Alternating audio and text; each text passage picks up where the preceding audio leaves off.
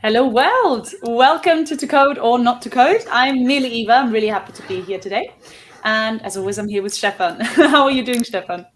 I'm doing excellent. I'm very much looking forward to this episode. We are bringing one chapter to a closing tonight. Ooh, I'm super excited. Yes, if you're new to this channel, we've had a couple of episodes where we've been working on our .NET tool. Basically, yeah, we're two friends. We're coding live. Everything you see is completely live, and we are just trying to learn from each other, I suppose. Whereas usually I'm the one doing much more learning than Stefan, I think it's fair to say, because he's got years and years of experience on me. But, I'm getting there. Copy pasting has worked so far, for me today. I'm feeling good about that. If you know, you know. If you're a regular, you will have seen my fabulous skills in that. And also, just if you haven't seen our tool yet, basically, we wanted to create a .NET tool which will help you kind of clean up your projects and sort of get rid of duplicate usings. Sometimes you should have got all the usings up top in your files and it can look a bit clunky. So our tool has kind of two main functions, the counter and the globalizer, as we call it.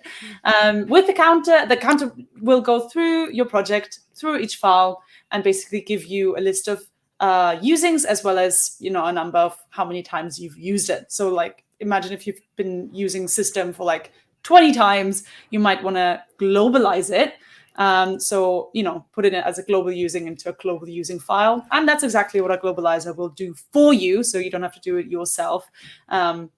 And is that fair to say? Is that a good sort of description? Okay, Precisely, I need to get yes. it down. Perfect. Is it like a good elevator pitch? What is an elevator pitch? Is that 3 minutes? I think Not even, isn't it? It's like oh my God, 20 seconds, isn't it? Because 20 seconds. Isn't the duration of an elevator pitch the average elevator ride, or is it actually 3 minutes? Is it longer? I'm not certain. What is the average elevator ride time? 10 seconds. I don't know. Okay, then give us your best 10 seconds pitch of our .NET tool. Go. No. Oh. Anyway. My elevator pitches end up to be, yes, an elevator which gets stuck. Perfect. I'll prepare one for next time. But yeah, today, we want to finish a couple of things because we're really, really close to our first release, and I'm so excited. Like, we've come so far, and it's been a real learning curve for me. From this is the first time I've ever worked with .NET tools full stop. I really started completely from scratch a couple of months ago, and now it's almost release time. So I honestly can't believe how far we've come. I'm really proud of us. And so and also thank you so much to the community and everyone who's been watching, who's been contributing to our code. Thank you so much again to anyone who's been on the show helping us out. And also thank you, Stefan, for being part of this journey. Well, my dad used to say and still says it always goes both ways, and it does. I wouldn't even claim I learned more than you did, but I don't. Maybe I'm arrogant. Maybe because you're a better student than me. There you go. I'm also working on that. But yeah, I wouldn't say that, but okay. Really? Maybe you can I still know that you're a better student. Yeah, I don't know. It takes for me forever to learn stuff. Really? I'm likely to fall in old behavior. Yeah. Oh yeah, fair enough. I also have to make the same mistake a million times before. Yeah, I guess. Yeah. No, we're on the same page here. But yeah, I want to jump straight into the code and to the exciting bits of this stream. But before we go into that, also I wanted to just encourage you to follow us on X. Still feels strange to say it. It does indeed. But this is where we kind of post, any news that we might have, our upcoming streams, what we plan to do in those streams, and also, who might be on the show with us. We've had some really cool people joining us and helping us build this tool. So give us a follow if you're interested in our content. Also, if you want to reach out and put in suggestions or I don't know, just feedback. We really, really appreciate that. And we are we usually respond really quickly as well. So like, yes, please give us a follow. Please reach out. It makes our day. It's really, really special to connect with you. Also outside of our live streaming time. And I think with that, we're good to go into the news flash section. We really need a jingle for that. I would love to just press a button and go news flash. Ooh. There's also this is it called a Stream Deck, like a special keyboard that consists of big buttons with icons, with like LED icons, where you can then I need that. I totally need that, and then I can go like when I test the screen, we have a little woo, like a little clap from the audience, and if the test goes wrong, it goes oh, or it goes like wah wah wah, or something like that. I think actually with Visual Studio, I think you can actually set sounds on events because you can use the Windows sounds if you set them up, I think, and then on successful or failed test, I think you can do that. Maybe we'll give that a try next time. Nice. Last time in 2 sessions. But I put myself a note on we need jingles. Yes, totally. But yeah, we've got some cool news today as well. I was really impressed with what you brought in today, Stefan. So yeah, stage is yours. So what's 2 days old, Microsoft, in collaboration with the Free Code Camp, have announced a C# foundational course and certification. I think it's a 35-hour course or 35 hours of material that you can take, and then at the end finish with an exam and then get your very nice certificate about being foundational C# with Microsoft. And there's also live streams on office hours between September 20th and October 25th, where the presenter is going through this course as well. And why did they say it's office hours? Is that important? I'm not. I guess it's because in the Redmond time zone office hours. Does this make sense? I'm not certain. But it's funny.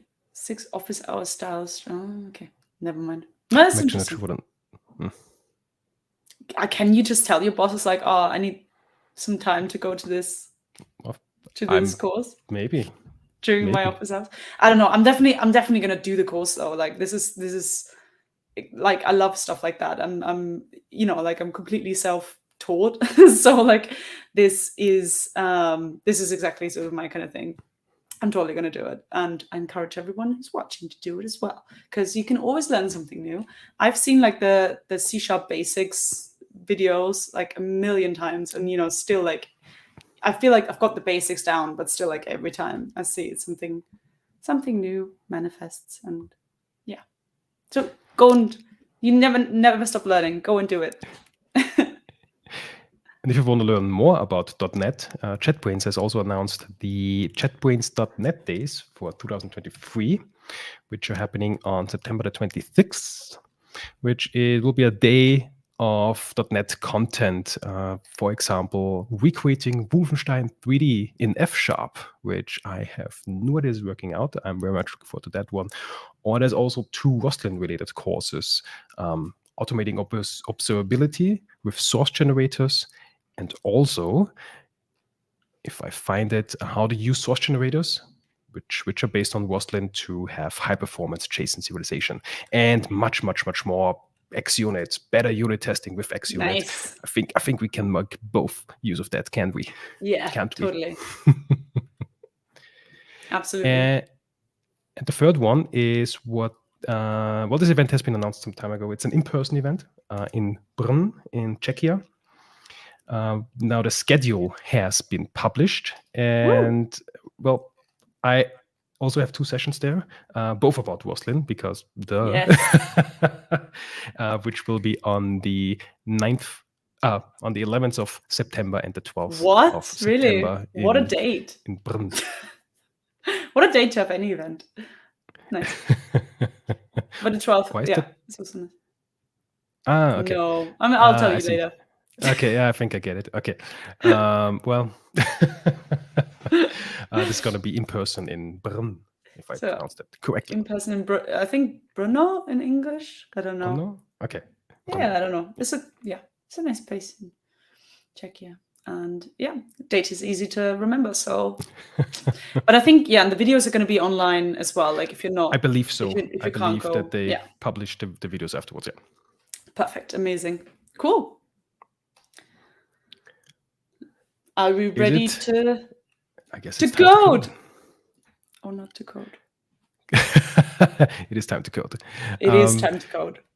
So, sum up, what have we built last time? We have changed the way we do integration testing. So 2 sessions ago, we started building integration tests, and we built them 2 sessions ago based on Roslyn. So we basically had Roslyn to create workspaces, or we used an existing workspace. So we used an existing project on disk, and then had our tests set up and run with Roslyn against them. That had 2 problems. So first of all, we were again using Roslyn that we already use in our unit tests. So perhaps a different angle would be cool to have, like the Swiss cheese model of fire on different levels to, well, actually the test is the Swiss cheese model, but to have different approaches to test something to capture more bugs or potential issues. And the other issue is there is only one project on disk. So if we run the test in parallel, this would cause problems. So what we decided to solve both problems is using file system based tests. So we now started to, per test, create basically these projects ourselves. And we take a look at the file system. This is basically what we're doing. So in our artifacts directory that we created together with Matthias Koch in our nuke session, we have a Scratch folder. And in this Scratch folder now, depending on the configuration, how we run the test, it's in, for example, the debug folder. And if we're running the test in .NET 7, we do multi-targeting, so we run them against .NET 6 and .NET 7. We now get all the project ones that we had, and we're creating these unique directories. And each test run has its own directory. And here then we can take a look at what was created and can inspect the files. And we create those files, the C# project and the C# documents, and also what is in the properties folder, those 2 documents, we create them all per tests. So each test gets its own directory, which is isolated, so we can run our tests in parallel against each other. And for that, we also used, in order to be able to run the tests and test the output and such, let's just give this test a run. It turns green. Let's take a look at the test. Can't double click it, so let's go to the test like so. So we have in our arrange code, we create the C# project, we create the documents, which contains all the system usings, and then at the end we assert that the console actually prints this output to the console. So this is our counter, where we expect, okay, we actually have 2 system usings. Perhaps let's run the tool also against like the production style code, so not from our test, but how a user would actually call it. Yes. So they would .NET run, that's why I didn't release, on .NET 7 using count, and we pass in the name of the project that we want to count. So this is currently a project that we actually physically on disk, and it will put that we have like 6 system usings, 6 times system collection, generic and such. Let's see, it's not building the project and running soon, hopefully, unless, yes, there we go. Yes. And having this result, basically we test that we get this expected result from an integration test as well, which is actually running against physical files. Our unit tests, they're all in memory, though we don't create any physical files there. And for that, we actually need the console. So what we have here, we built our own test console that is deriving from the iConsole, which is coming from system.command line, and Visual Studio stopped responding. Nice. Visual Studio, I think this is actually called, ghosting, if I remember correctly. Is it? So I think Visual I'm not Studio is 100% ghosting us? sure. Yeah. Wow.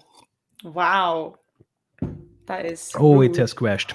It's crashed, and I also got kicked out of LiveShare. Nice. That's a good start. Okay. Yeah. We start the live share session. If that is the button, yes. Okay. Oops. I actually really like, I mean, when it's working, live share is actually really cool. I think it's really, if you like building a project with a friend, it can be really, really useful. I suppose not like always or for any project or for any situation, because sometimes, you know, you just, it's easier to just do it separately. But like if you're like, I don't know, debugging something together or like checking stuff out, it's really nice. It's a really good thing to do. But yeah, it's sometimes we have some technical difficulties because we're live. There you go. That's Usually the risk it's of me, it. so I'm like sweet revenge on this stream. Hopefully, Okay. yeah. If any of our regulars are here, I've actually swapped locations because I'm trying a new setup for the first time. So should be interesting. Should be a good stream. Finger crossed on that. Yeah. But I guess we had to fail, so now that's the first fail of the day. I sent the new link in our chat to you, and in the meantime, totally lost trail of thought. Oh yes, we have the console. We implemented our own console to basically catch or reroute the actual console output to a string builder that we can then assert, where we check, okay, the output stream has the expected value or the expected text, and the error, we don't have any errors. So we can assert that. But what we noticed in the meantime, this test console already kind of exists. There is a system.command line. I need to set it actually here somewhere. System.commandline.io. And it has some interfaces, and there is a system console. Now the system console, this is the one that you get per default, which is actually printing to, it does console error white line and console out white line or white. So it's like the default that actually gets, if we have a command line, so that it gets shown on the command line. But there is also a type, they also implemented a type, test console. The same name as ours, but in a different namespace. And it basically does the same thing. It has a string builder and reroutes those strings and chars into the string builder, which we can then toString in order to grab and assert. And I would suggest our first improvement is actually using that because it exists already. Yeah. And we don't need to maintain our own implementation. So this is maintained by somebody else. So we basically get functionality for free. And this would be the first step for today. Woo! So would you like to go ahead? I'm just going ahead. I'm somewhat deleting. So if I want to replace a type, well, I could move this file directly into the trash bin, but I want to kind of soft delete it. So for now, I just rename it to something that I'm not using somewhere. And let's totally mess up the namespace, just adding some underscores here and there. So this type is definitely not used because it now has a weird name. So I soft deleted it. Perhaps let's also add a to-do. Okay. Delete, because should we need some code from there, we could still paste it, and then when we know all is moved from there, then we can finally delete it. Now, if we build the project, we will get compiler errors, and I guess it's now your turn to try to fix them. Okay. So like my first instinct was just to put in the correct namespace and then everything will be replaced. But that's not right, is it? Because that's exactly what it is. That's the fix. Is it? Yeah. I just realized you can't invoke the quick fixes on your end. Yes, I can. You can. Amazing. Yeah, cool. Yeah, that's the fix. There we go. Because now it's no longer our test console, which no longer exists because it's called _test console __. But we're now referring to the system command line test console. So perfect. This is working. Easy. But we still have some compiler errors because we did have two methods on our test console that no longer exist on that console, our assertion methods. Well, we could move them to somewhere else, but I still like the syntax to have them appear to be member methods on that. And we could. Do you have an idea how we could solve that? Can you remember? Can we inherit that somehow? Or something like that? We could. This could be one solution, because we sealed our test console, so we can't inherit from that. Oh. But I think we can unseal I think their it. test. I think ours, yeah. But we deleted ours. But actually, the one that comes from system command line it is not sealed. So this is source code that we do not control. If this type was sealed, we couldn't inherit from it.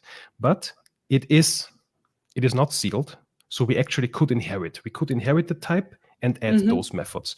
This is one way. We could do that, yes. Alternatively, but you had a different alternatively, way. we could write extension methods, yes, which appear to be in syntax, appear to be member methods, but semantically they are not. They're static methods. And now I'm no longer certain if we should derive or do an extension method. Let's do an extension method, because I've never seen done that before. Like today's the first time I hear of them. Then so extension method it is. New.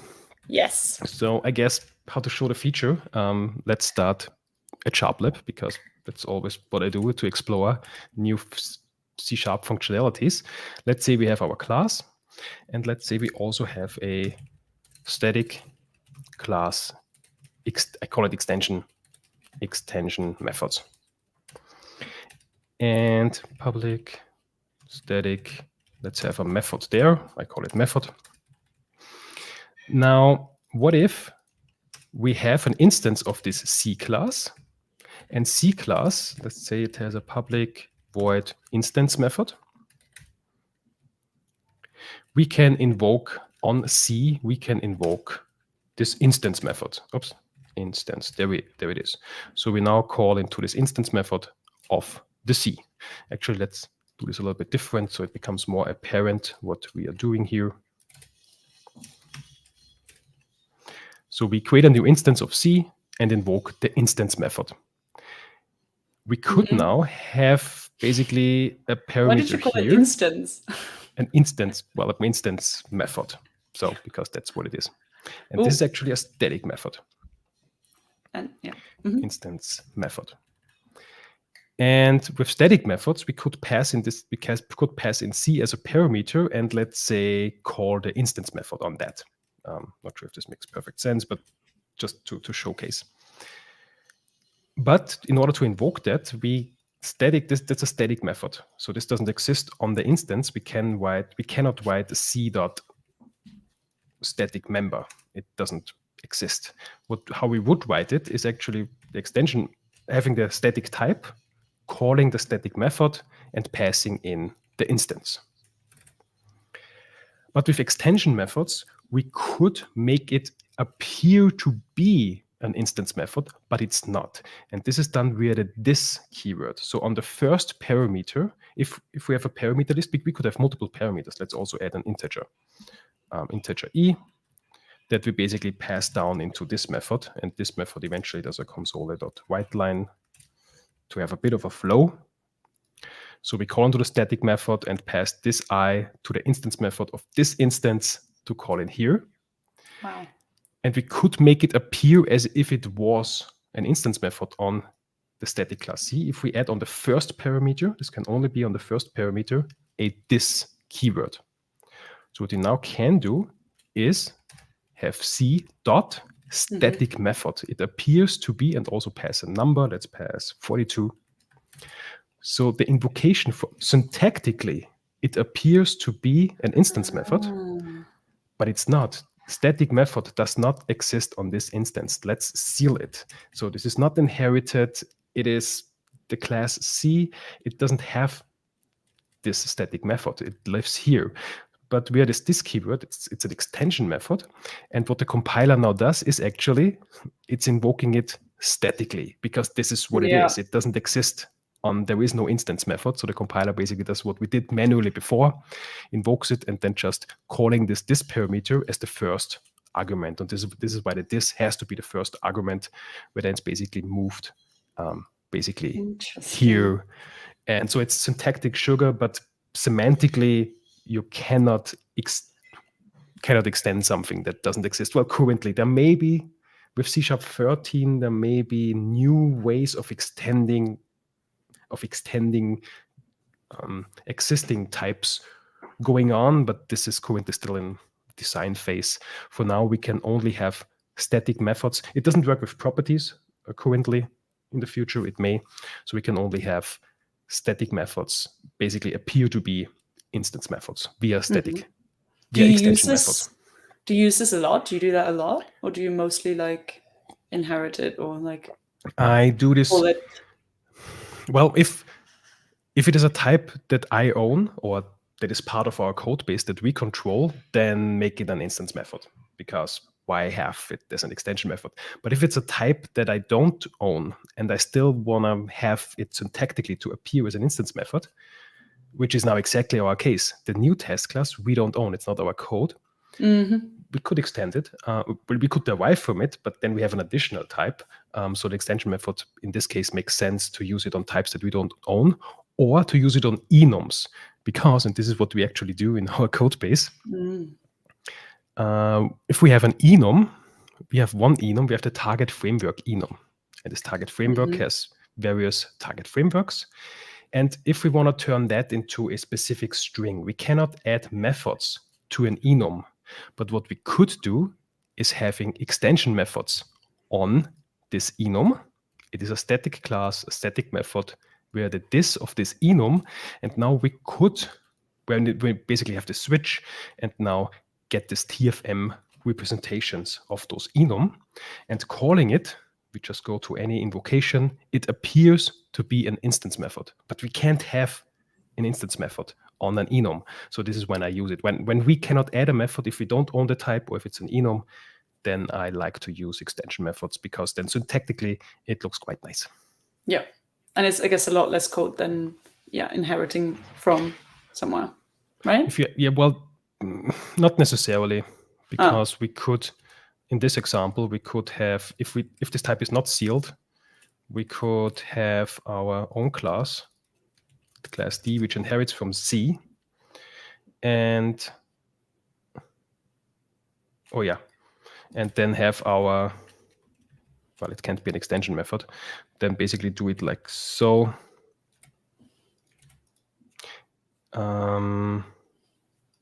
Why can't we call into instance method here? So because it's static, there we go. So it's actually the same code, and now we initialize a D instead of a C, so it's the same amount. Okay. It's the same code. Fair enough. So it's more of a syntax. Well, if we don't really want to derive a new type, which really gives new functionality with that, what's the word? Yeah, if it's like sealed, or if it's an enum, you can't do that. Yeah. So you have to do the extension method. So it makes sense. But if it warrants a new type, which also has now we use weird names here. But if it is a type that warrants, if it warrants deriving a new type which has a very dedicated name to give meaning to this new overload, to this new implementation, then I guess a separate new type could be beneficial. It depends. That's always the response. It depends. That's always it depends. So now, would you like to create the existing methods as extension methods? What I like to do is having the extension methods in a similar namespace. So the test console is in system command-line.io. So let's create our extension methods in basically in our structure in command line.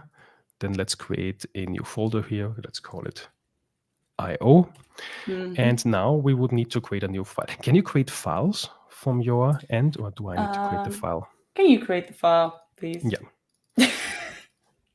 So let's create a new file. Let's call this test console. Naming is always interesting. Most people just call it .extensions, Yes, I think that's if you never plan to invoke it statically, so if you never plan to, where's the tab? There's the tab. If we never plan to invoke it, okay, let's revert that to the extension method. If you never plan to invoke the method such as this, so you basically in source code never see the name, then it doesn't matter that much. If you actually intend to call it like this, then perhaps a more descriptive name would be better. But for our purpose, let's just have test console extensions. And let's go from here. I will just do a little bit of cleanup. And now the stage is yours. Yay! Great. Okay, fabulous. Okay, so we need... Ooh. I'm just moving the other file down here. So it's basically those two methods that we need. Okay, so that's an... well, it's not... Can I just copy it? No, should I copy it? No, actually, can you jump? Because I'm still following you. Can you jump into the other file? Oh, yes, of course. I'm not going to lie. I don't have my File Explorer file solution thingy open, so I don't want to waste time on that. Okay, so it's not internal anymore, is it? I'm just trying to write the... Well, it can still be... It still can be internal, yeah, because we don't publish this, so internal is good for us. And then it would be... do we still call it the same, or do we call it assert output extension? So, no, assert output. Okay. I would call it, so if we don't want to change the existing source code, then I would call it the same. And then we must do this keyword, string output. So which type are we extending? Are we extending the string? No. Which type are we extending? Basically, the class name reveals it. Which type are we extending? The output. No. The type name is revealing it. What those extensions are for. The console. The test console, yes. Yeah. And the first parameter, this parameter, is the type that we extend. So it can't be string, it must be the test console. Oh, okay. The type test console. Yes. To the type that we are extending, so that we actually get an instance of this type into our new assert output method, so that we can invoke member methods on there. I really tried hard not to get the autocomplete thingy to snap into place. Can't fight autocomplete. And we also want to give it a name. Oh, yes, we do. Oops. See, fighting it too much. Okay. Console, I guess. Console? Yeah. Console. Nice. But we still need... Now the second parameter would be the first parameter if it was an instance method. Okay. I was just thinking, yeah, okay. I'm just wondering, because the out and in, but it's output, it's not the out thing. Yeah, got it. Okay. I'm just thinking stuff. Okay. And then copy paste. I'll just go ahead and... do you want to copy paste? Yes. I want to copy paste. Okay. Or cut, because we won't need this anymore. Yeah. Oh, cut. Oh, now it gets dangerous. Can you click into the... No, it doesn't. We have source control. That was exciting. Okay, now, but this out doesn't work because it's not called underline out, probably, right? Yes. So first of all, we need to fix the test console. Yes, okay. Yes. So test console is not done. Yes. Now we still have an... Okay, no. Let's go from here. Yes. So we now have an instance of test console in here. Yeah. And what we saw is that the test console, it has error and out here. And those errors and outs are actually implementations the standard stream writer, which has a toString method to get the content of the underlying string builder. If that makes sense. So because this is now we are an extension method, we are not in the context of the test console, so we can't just write out because that doesn't exist. But since we now have an instance of the console in this method, exactly, we can write console.out to access those properties. Okay. Console.out. Yes.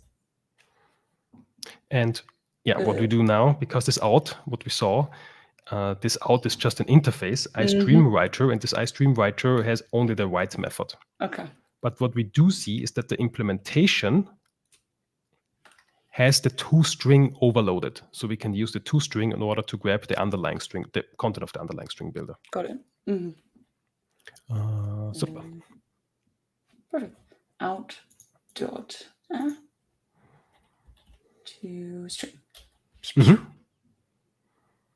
One missing closing parenthesis. Yeah. Nice. It's nice to know that that's still happening as well. To me, almost every stream. Love it. Okay, and the error is probably pretty similar, right? So I'm just gonna, I'm just gonna go for it. I'm adventurous today. Error. This one potentially. No, that's a comma. And then toString. Woo! Easy peasy lemon squeezy. And one more. Now let's do the same with. What doesn't like?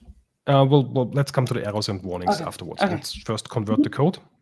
Now let's do the same with the error. Yes, let's do the same. Actually, you can go ahead and just copy this entire method or cut the entire method already. Okay. And then we redesign it to our needs. This is so exciting. This is so exciting. This is like the most nerve-wracking experience of the stream every time I'm on here. Okay, but it went pretty well. I'm pretty happy with that. But now we need this. Oh, not dot. Test console. We still need that. And then, okay, so we can copy paste it, can't we? No, we can't because we need. No, we can. Wait. So when there's certain error, it's now vice versa. We expect that the error actually has the text, but we don't have any out text. So it's basically the opposite of the above. Yeah. So we grab the error. Yeah. Did I do that right? Oh. Okay, good. It's much harder than it looks for me. Cool. Not for Stefan, but there you go. Well, done. It's a matter of practice. But we do have a compiler error. And the compiler error says extension methods must be defined in a non-generic static class. Can we just go static here? Exactly. Nice. Oh, no. We get an error that extension method must be static. Okay. So that the compiler, this is basically fulfilling the contract for the compiler, so that the compiler now can actually go ahead and invoke it as a static invocation to replace the code actually that we wrote. Cool. But what do we have now? We have a warning. Possible null reference argument for parameter collection in void assert empty. Okay, so assert empty takes the XUnit assert empty takes an I enumerable. Interesting. So there is no string overload. That actually surprises me. But the toString method that we have here, the toString method is we are now because. So the thing is, this iStandard stream writer doesn't have this toString because the toString is actually on the very base object, and the test console's implementation of the iStandard stream writer just overrides it. So we basically get it via inheritance. But the toString that we get from we know there's this virtual toString that we override, but we are an object. And it's defined on object as a nullable string. But the implementation, if you take a look at the actual implementation, we see that it's override string, it's not nullable because string builder toString always returns a non-null string. So in this case, when we look at the implementation, we know that this cannot be null. Now there is two ways If you There is know that two it cannot ways. be null, can we do the exclamation point? Yes, we can. Yes. Okay, but I don't actually know where it goes. I think it potentially goes here. Exactly. Yes. And this is how we could fix it. Another way how to fix it, because X unit is asserted, it's annotated with nullable annotation. So this is why we get the warning. And the iNumal that they don't expect as nullable. And actually there is a guard argument not null, which will throw an exception if it was null. So this warning is justified. But of course, X unit doesn't know that this internal implementation detail of the console's toString is not null. So they don't know of each other. And this is why we need to, in this case, suppress the warning. We're telling the compiler, we took a look, we confirm that this can never be null. And if it is null, that's totally on us and not on you, dear Rostlin compiler. Nice. Another There should be an option. exception. It's like, this issue is on That's on you. Stefan and Eva. that's a Stefan's problem, exception. Yeah. An alternative that I sometimes like to do, it's significantly more verbose, but depending on the use case, I like to store that nullable string. What is that? In this case, it's error. It's out, actually. So let's call it output. And then doing a debug.assert, where I assert that this is not null. And optionally, I could also add an error message, such as output was null, and then paste it here. And via this debug assert, the warning disappears. If I do not have this debug assert, the warning will appear again, because we try to call a method that expects a non-nullable argument via a nullable local. And this, of course, does the warning. But debug assert now more or less suppresses this warning. This output is not null, because if you take a look at the implementation, it is annotated via this does not return if. Because in debug mode, we also have conditional attribute. And this conditional attribute says that this method is only executed in debug builds.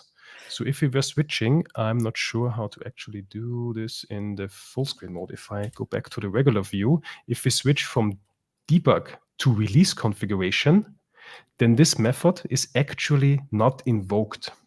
So this is something that you could do debug asserts that will crash your application in debug if an assertion is false, but won't impact the published version of the source code. But your test would crash. Basically, this is how you could, in source code, state things that you assert, things that you take as given. You took a look at the source code and you know this is how it is. And if somebody changes the source code and basically breaks this contract, then in debug configuration, or in unit test when you run them in debug configuration, we then will get this message within an exception. So it's more verbose, but basically you can add a justification in code to that. Well, you could also add a justification via comment and saying this iStream writer implementation is not null or something. But yeah, those are the two ways. But I will word that, and that's whichever which do you prefer? I prefer mine because I think this is the first time in the history of the universe where my suggestion was less code than yours. Usually it's like I sort of take 45 minutes to write, I don't know how many lines of code, and then you're like, that's one way to do it. Another one would be, and then you write like 3 words and that's it. But yeah, so I'm happy with my exclamation point. And it's perfectly fine. And it's very unlikely that it's very, very, very unlikely that this implementation could return null, and then we suppress a potential problem. But it's very unlikely if the string builder never returns null. So yeah, it's very this is perfect. We're confident. Yeah. Sweet. Now let's build the project, and I expect 0 errors. And oh yes. So why can we still not? Because we haven't. We need a using, don't we? Excellent. Yes. Because our extension method is in this very namespace. Now we have this namespace included, and we can actually F12 into it as if it was an instance method, but it isn't. And now we should be able to run. Oh, you also did it for the other one? No, have you? Did I? No, I haven't. Only Not for yet. one. Not yet. There is the other one. Yay. Easy. And we should now be able to run our tests and see them become green. And then we would need our keyboard with the buttons where we can have like some applause. Yes. Yes, we need jingles and stream deck. And applause. And all is green, so we haven't changed any functionality. We now got rid of the test console. Now we did. And we're using the already existing one, but still our production code. Now, if we take a look at GitHub desktop, we see, well, production code, our test code, it hasn't changed. Well, we added a new using, but the implementation hasn't really changed. It still looks as if we were invoking an instance method, but we are not. The compiler is doing some conversion here. Mm-hmm. Wonderful. So that was our first to do for the day. We are now using the existing type. Check. Issue that we had last time is if we sometimes commented out some assertions in order to get to the other assertion. To showcase the problem is, let's go to one of the implementations of our tool. Let's go to the counter. Yes. And let's say we have a problem in the counter. Throw new exception problem. We have a problem. Nice. Now, I certainly hope that, well, our unit tests would fail, but I hope that our integration test will fail accordingly. Yes, it fails, but we only, we see that we do not get any output, but we do not see the error. If we jump to our call stack, this is exactly the code that we now moved, is we assert that we actually have the output that we expect, but we don't have that. So this assertion fails, and now this empty assertion is not executed. But I wanted to see what the problem was, because this would help me debugging tremendously. So I would now comment this out and run this test again. Now it's in order to see, hey, we expected empty, but what we got is our system exception. We have a problem. Okay. We have a P. And we have a P. And from there, I can now click. I can see the call stack and see where the problem is occurring. And basically, well, it's here in the assert, but it's caused somewhere else. But I get more information. And now I could basically, we have a P. Let's search this. We have a P. And here it is, and we see the problem. So this would help, especially if we have the tests run in a CI system. This could give an immense indicator of where a problem is. So is it now correct to basically, well, this commenting doesn't work. So should we just turn it around? But that's also weird, because what if we have an error or no error, but a different output, then it would again fail. It's not perfect. So what we would want to do is that we actually run both of them. And I noticed until some time ago, XUnit didn't have that. Other assertion frameworks, such as NUnit, had this already. But XUnit hadn't. But I did take a look at the changelog, because there's a new version that we haven't checked out yet, but we'll take this look at a different stream. And browsing through the changelog, they've added assert.multiple, which allows a developer to run several independent assertions and then collect up all the failures into a single failure. Love it. And this is what we like to have. So we will be now using. How did you stumble across this? Multiple here. Did you just like read through the entire file and then you were like, oh, this looks cool? Oh, yes, I did. Really? Yeah. I love release notes. When we next episode, we were doing a first pre-release, but in and then the episodes Yeah, following, we will and also we will start also have writing. Then release we will notes. start writing release notes. Every time we change something, we will be adding release notes. Nice. And I'll make them 40 pages long. It's gonna be good. Well, they still should be. Well, this should be still readable. Love it. So, well, I guess I'm definitely putting more effort into release notes than I would be into my bachelor thesis and such. This is a true statement. Really? Do you mean like more research or like? But when you write, you way write. way more effort.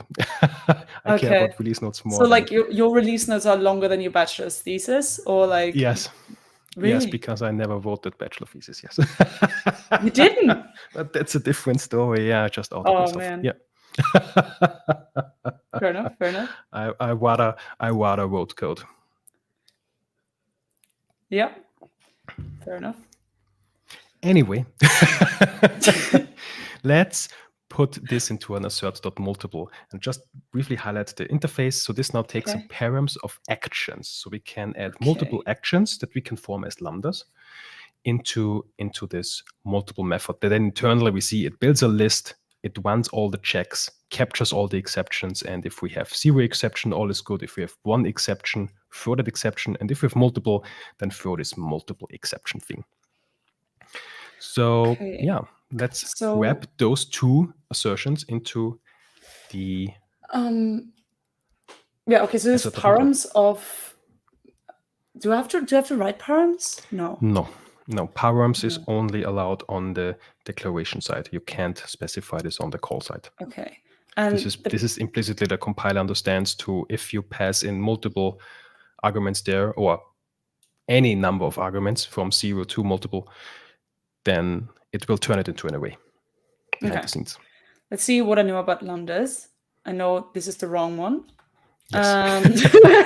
Oh God, sorry. This is the right one, and then we need the funny error. Error, not error, but arrow. Oh my God. Arrow.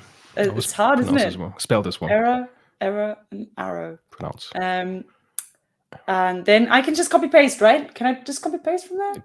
Or just cut it and move it. The entire, including the assert.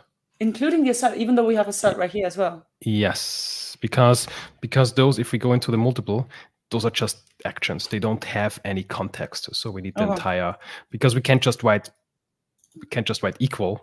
It's not part of this type. It's on the assert. It's a static method on the assert type. So we need that. Okay, wait. Sorry, I'm having copy paste issues. I'm cutting paste issues today again. Very sorry about that. And we need a comma, not a thingy. And we need another one, right? Exactly. And we need an arrow. And we need a copy paste miracle. Easy peasy lemon. Oh, squeezy. No. I believe we need one more closing. And then this. Yes, cool. Nice. But we see we need to scroll a lot. Where would you format this? Like this? Maybe? Oh, maybe like this? Oh, that I like that. Does this is fine, the closing stuff here, right? I just recently read a tweet. Can I find? No, I won't find this quickly. So there is, I think there is like two ways, two type of schools. You either have it like at the end, or you would open a new line and then outdent it to be basically on this level to indicate, okay, this closing parenthesis. Well, we see in an editor, it's easy because we just click at a parenthesis, like at a paren, and then we see, okay, it highlights, here is the closing one. Same here, if I click it here, then the opening one gets highlighted. But if we are not in an editor, if we're just looking at it in GitHub in a code review, we don't have this nice contextual highlighting. Now visual highlighting would be great, and this would indicate that this closing parenthesis belongs to this. So either that or having it on the ending line. What do you prefer? Your preference? Wait, this is one of those things that I had a strong opinion in one way and now recently have it in the other way. I also mostly I can also argue for two things because, yeah, to be honest, like my first instinct was to put it in another line and sort of like have it on the same line as the assert, just to be like, okay, this is done now, and I can see that. But also, like, it's just on the other hand, it's just wasted space, isn't it? And also the problem that I also have with that is that if you have only these two characters, it looks like a sad smiley face. No, I can never unsee this. Why are you doing this to me? No, I can never unsee this. Oh no. It does problem though. is It's this- like, I'm so sad I'm not with my friends. The problem is the sad smiley is still here. Oh no. No, Yeah, I no, think no. you- This is like you just- this is like code. This is like, smart, intelligent stuff. This is just a sad smiley. No, this can't be unseen. Oh no, you just ruined C# for me. I now need a non-semicolon terminated language. Okay, great. What options have you got? Is that I now need to format it like this. Okay, there we go.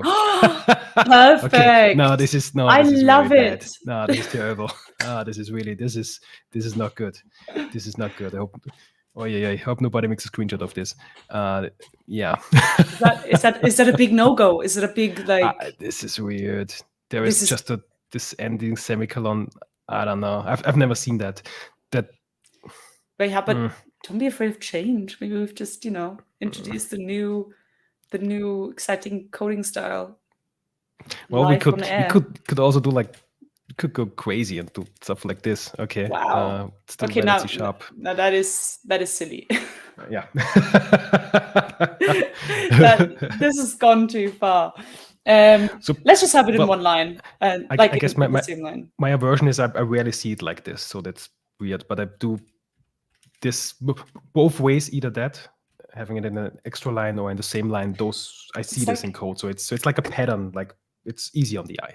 It's like a winking sad smiley, which I don't think exists actually. It's like, I can't do it. Oops. Like this. Hopefully nobody made a screenshot of that either. But no, I like it like this. That's good. And I'm gonna do the same thing for assert error, right? So Yep. assert dot multiple, and then okay. I don't want this though. I want to get rid of this, and then I can just have my two params, and I always make a space there. Is that good? Is that bad? Yeah, that's the common convention. Yeah. Nice. I like being common. And then close. But we still have I've got a comma situation. wonderful. Yay. However, from the indentation level, I would still indent that in order to signify How did that. Can it just now indent it, or do I have to highlight all of it? No. It's that should suffice. Yeah. So cool. To I learned that indicate last episode. So. Excuse me. I learned that last episode because I always highlighted everything and then moved it, but I don't need to do that. I learned that last time. I have to have this indented in order to show that this is not a standalone line. It's belonging to somewhere else. Wonderful. Let's give that a try. Now, if we run the test. Do we still have we have a problem thing in there? We should still have a problem. Why do we not have a problem anymore? Oh, I removed it. Yeah. Yeah. Well done. Why have I removed it? Just wanted to get rid of the problem. I guess so. And now we get both. So we see we have two assertions. Both are failing. T is empty. And where we expect empty, we get, we have a problem. So we now have the best of both. And that's fantastic. Okay. Next to do done. Next. Okay, cool. Assert multiple. Fix parallel test execution. This is what we closed on last episode. Oh, yes. Where I remember. So everyone that code that one test, it works. If we run the other test, that works. But if we run both tests in parallel, now we get an error down here. If we run again, by the way, every time we create a new, in our artifacts directory, we create a new, I think, yeah, we're running .NET 7. We create a new folder, which actually, so on the files that we create, they are very isolated. So it has nothing to do with that. But the problem is we get here some invalid operation exception. I did print this before the stream to some tab. And if I find that again, I would like to show that. Yep. This is why we need a jingle as well. We need some internet research music. But I can't. So let me briefly, let's jump to the assertion, because we're now actually falling into a multiple assertion thing. Yes. And let's do a brief breakpoint here. We know it's some invalid operation. Perhaps at a different time we can improve that to see the entire message.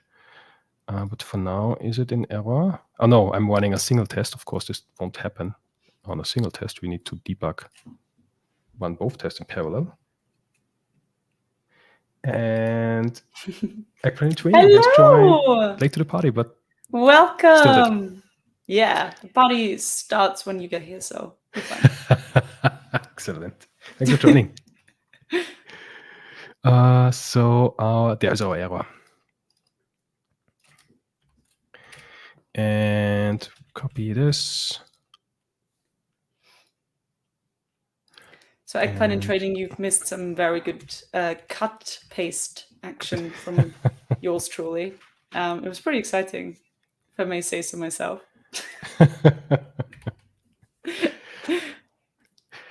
So the issue we're having is the operation cannot be completed because a build is already in progress.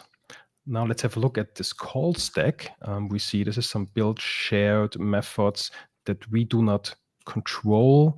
This is existing code, but at some point our code must start, which is here. So in our account using async, line 47, let's jump to there, line 47. 47. 47. Why can't I type 47? Is my keyboard gone? Okay, let's do 47.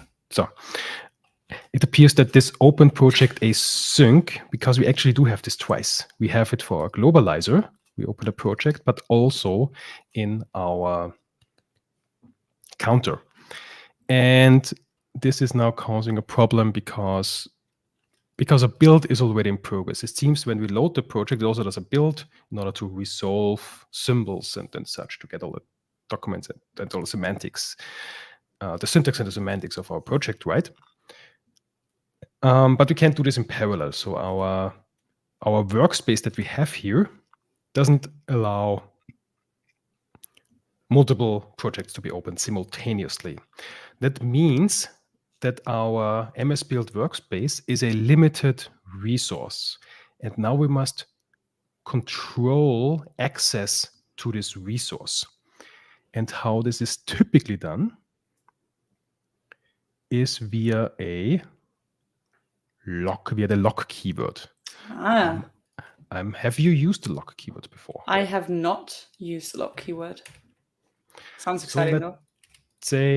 Let's say we have a limited resource. Let's say that we have a read-only. We have a string builder, because we are familiar with string builder already, which is in system using .text. I call it resource. It's more about some resource. It could be maybe it's some web resource, a file on the disk, any resource that has limited capabilities. Now, string builder is actually a bad example, because I think that's thread safe, but the MS Build workspace apparently is not. And if we have this method, so if we want to access, let's thread safe? What do you mean? So thread safety is if a type is thread safe or if a method is thread safe, it means we can invoke it from different threads simultaneously, and we don't have any problems. Gotcha. Problem is here this is not thread safe. We actually get an exception. We get a very particular exception, actually saying, hey, this build is already in progress. We can only have one build at a time, which means if we use this type in different threads that we currently do, because we have 2 tests running in parallel, we only have this one single MS build workspace, but both the tests are using it and basically blocking each other. Both want access to this limited resource, but the first one wins, the second one will fail. What we now want to do is we want to make the first one pass and the second one wait until the first one is completed. Does this answer the question? Yeah. I hope. And let's say we're just appending a space here or the underscore. And I can again see a smiley. Like oh, yeah, all the smileys everywhere. Yeah. What we could do is with C#. Emoji. That's what they're called, right?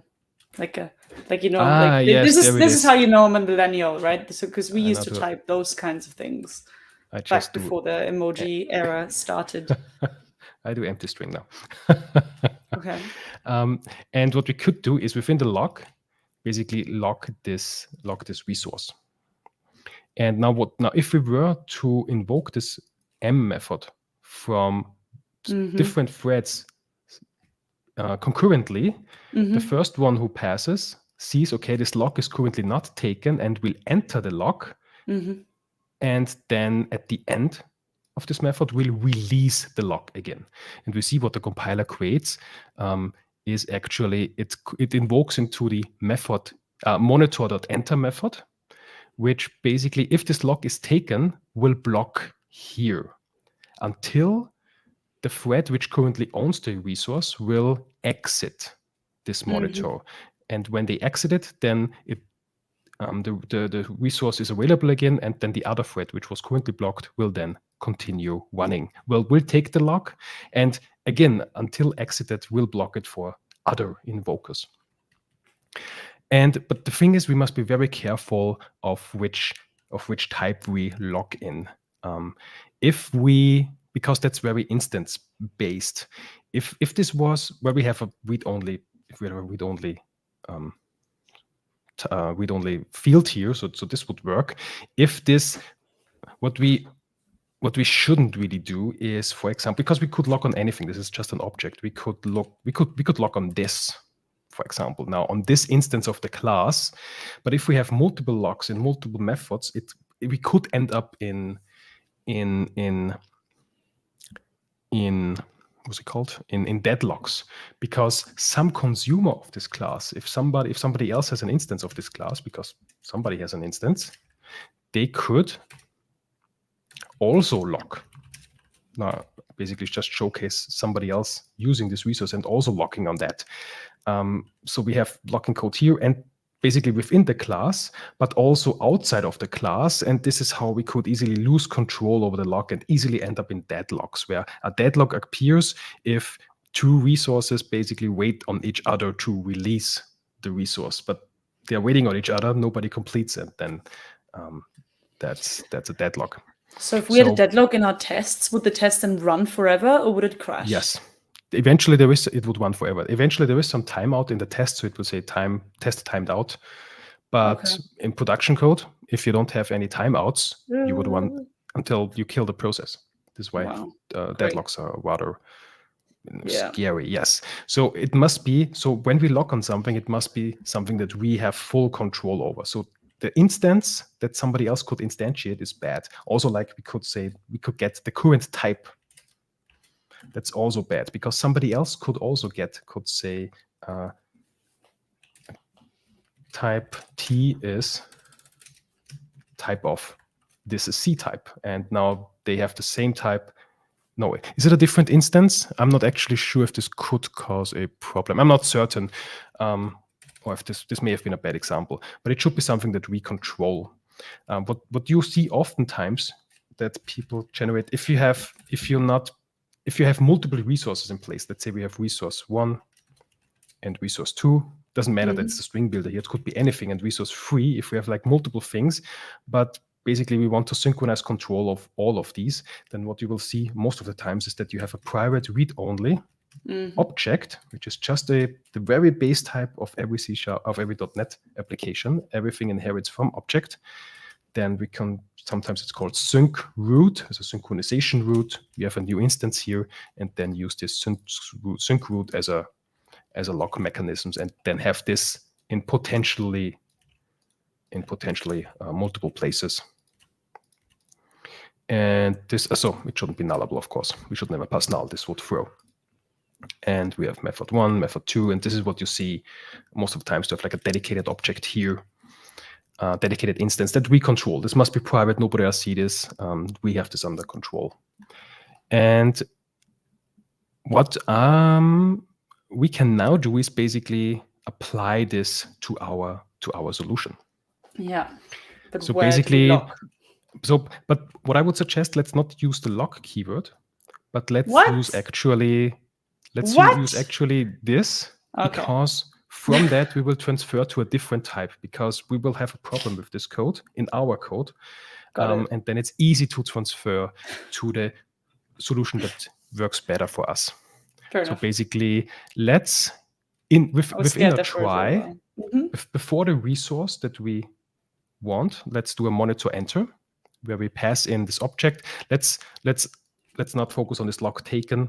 Let's just to do the object here, and then in the finally block, let's release that resource again via monitor exit. Finally is also something that I'm seeing for the first time today. Ooh, okay. Yeah. So finally is always happening, even if we have an exception here. Let's showcase that. How do we showcase that? Let's go into the run mode of SharpLab. Oops, sharplab.io.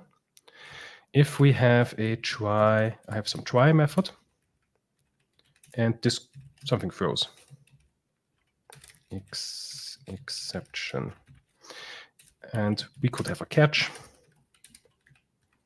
and we just catch the exception. It's not good to be so general on any exception, but it's just to showcase exception. Console. Let's print the exception in the case of an error. The message. So we put here in the message, we have a problem. Let's console a white line before and after. And also let's add a finally. So the finally, we can have a finally block either in a try catch or just a try. So the catch here is optional. And then print finally here. And after, we can also have within the try block, let's also do a start here, start. And at the end of our application, let's have an end. And now let's see what's actually happening. Let's also rethrow. Let's rethrow the exception so that termination actually ends. And what gets printed? So we first have the start, then we enter the try block, we go to the before, it's still there. Now we have an exception. We see this is a very cool feature of SharpLab. We see this arrow here. We see the control flow now jumps to the catch block because we catch this exception here. Now this after is not executed anymore. So the rest of this try block is gone. Then we print the message, we have a problem. And then control flow goes to the finally, and the finally block is always executed. If we didn't have an exception, the finally block is executed. If we have an exception, the finally block is executed. The finally block is a block that is always happening, even though if we have an exception. And this is very important if you do something with locking mechanisms to make sure to, in the finally block, release again. Because if we are locking our resource somewhere and we have an exception and will not release it, I now said release twice. If we take a lock on an object and then not release it in the finally block, it's never released. And then again, then basically this resource is dead and could also end up in deadlocks because we never release. Okay. And this is what the finally block is very prevalent for, to release resources in the finally, to make sure even if there is something unexpected going on, we make sure to release that resource and not cause potential follow-up issues to one problem. Okay. And this finally, can it only be like in the context of try catch finally? Or Either can it try also catch, try catch finally, or just try try finally. finally? But it Okay. must be in a try. You can't have just a standalone finally. This Okay. doesn't work. It says, Yeah, syntax error, try expected. And you know what, when you in the can you just go like back? Yeah. One more, please. Like to catch as well. Oh, sorry. Yeah, because it's like throw, where you just had throw. Is that exactly the same as just throw new exception, or does it do something else? No, this is a rethrow. So what we do here is we capture the exception and then Yeah. rethrow it as if we haven't caught it in the first place. There is a problem. If we capture the exception here and we throw E, if we throw this instance, now the semantics is different. Now we actually now we don't rethrow, but we throw this instance again. And when we throw, this is where the call stack, or is it the stack trace? The stack trace of the exception is populated. Each exception has a stack trace property. And this contains the call stack that we also had a look at to find the problem in our exception. Yeah. And when we do a throw E here, now the call stack is repopulated, and we basically lose the information that the exception has actually been thrown here and not here. Now it appears that the exception was originally thrown here. We don't really have line numbers here, but if we had line numbers, the line number would say here whatever this line number is. But if we have the original exception, we still have this call here. Now let's assume this is in some method. Now let's actually showcase. Let's have a static void method, and the method throws. And let's call the method here. Let's showcase the problem. Now we see that, okay, well, this is a bit of a bad example because this is an what's it called? Local function. So they get converted to something else. But we see that we actually have here's like this generated method. Yeah. But if we do a throw E, it's gone. And now we only have the main method. So we lose the information that we actually had, that it was originally thrown here. No, not here, but here in this method here. Yeah. So this is how you do throw at all in the catch. If we don't throw at all, then no exception is happening. Now we handled the exception. Because we've handled it, and then we don't see anything. And then we also have an end. Okay. Because execution continues, and the finally is still executed because finally is always executed. Interesting. Nice. Cool. But we basically log this exception. So what we do here is basically logging this exception, but we ignore it. We see that the execution here still stops. The after is never executed, but we basically, so actually this pattern here it's not the best pattern. We catch every exception. This could also be some exception that we haven't expected in the first place, and then just print it to the console and then forget about it. This is not ideal.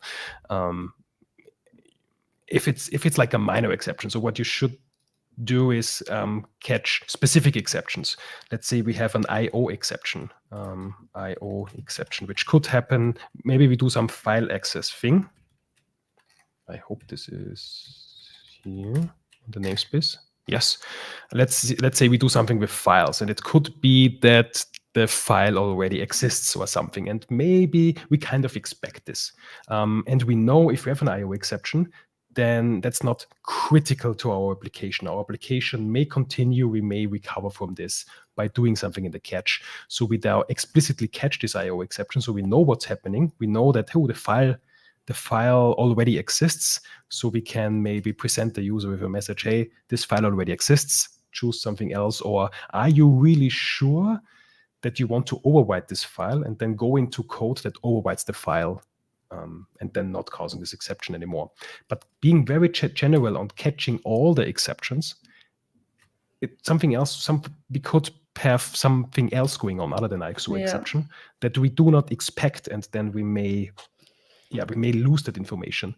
You could also just say catch without anything. Basically, this is the worst because we now swallow the exception and it never gets surfaced. We hide it. We never even realize that this exception actually really happened. So this is great for test code or for small applications, but for or if just thing. If you're studying computer science and just want to finish a homework or something, Yes. Nice. Okay, but yeah, fair enough. Okay, but back to like the original thing of locking. Where do we want to have a try catch finally? Here. Okay. So let's because what we already have. So here is the resource. This is the resource that we want to gar. So we want to have the lock or entering the monitor before. And we also have we already have a try. So we basically don't have to do a lot in order to add this because we already have a try catch. Because what we catch here, and again, we catch a very particular exception. We capture if the operation is canceled. And we expect that because we forward the cancellation token. We don't just capture every exception and then say operation canceled because it could be any exception. We don't know. We're very specific about what we catch here. And now we want to guard this. So before this invocation, this is the limited resource. We want to enter the monitor. And then out of simplicity, let's use this try catch block already that we have. Let's then afterwards finally release it. Okay, I obviously forgot already how it's called. So do we have to start here? No, we can't because we do. Yes, we can. Okay. Yes, we can. We could also we could also start before the try. This would also work because monitor enter should never fail. But we could. What did you say? Monitor enter. So we want to enter the monitor. Yes. Okay. Enter.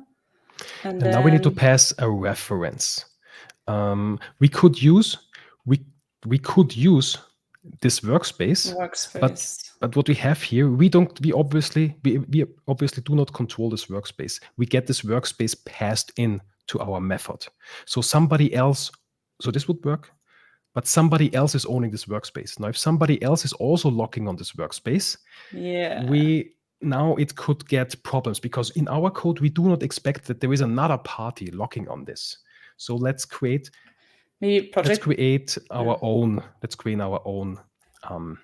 lock. So let's create our own object that we have only in this type. It's a private field, a plain object that we use as a mutex. It's private field like out here. You mean? No, this is in a method. We cannot declare a field because it's part of the method. We need to do it in the context of the type. Okay, so what? Sorry, what? In the context of the type? The type, yes, not in the method, but in the context of the static type, or in our case, the static class. Yes. Within a file, I can't actually follow you, but I've arrived. No. I think I've arrived. We can do it at I guess at the top is usually a place where you would look for fields. There is actually some ordering suggestions. There's different philosophies about order. One of them is the ordering from style cop, which is an set of analyzers. And there is, for example, SA1201. Elements must appear in the correct order, and what they suggest is to have within the class or struct first have the fields, then have the constructors. We don't have a constructor because it's a static type. Well, we can have a static constructor, but never mind. And then we have properties and methods. So the fields go first. Okay.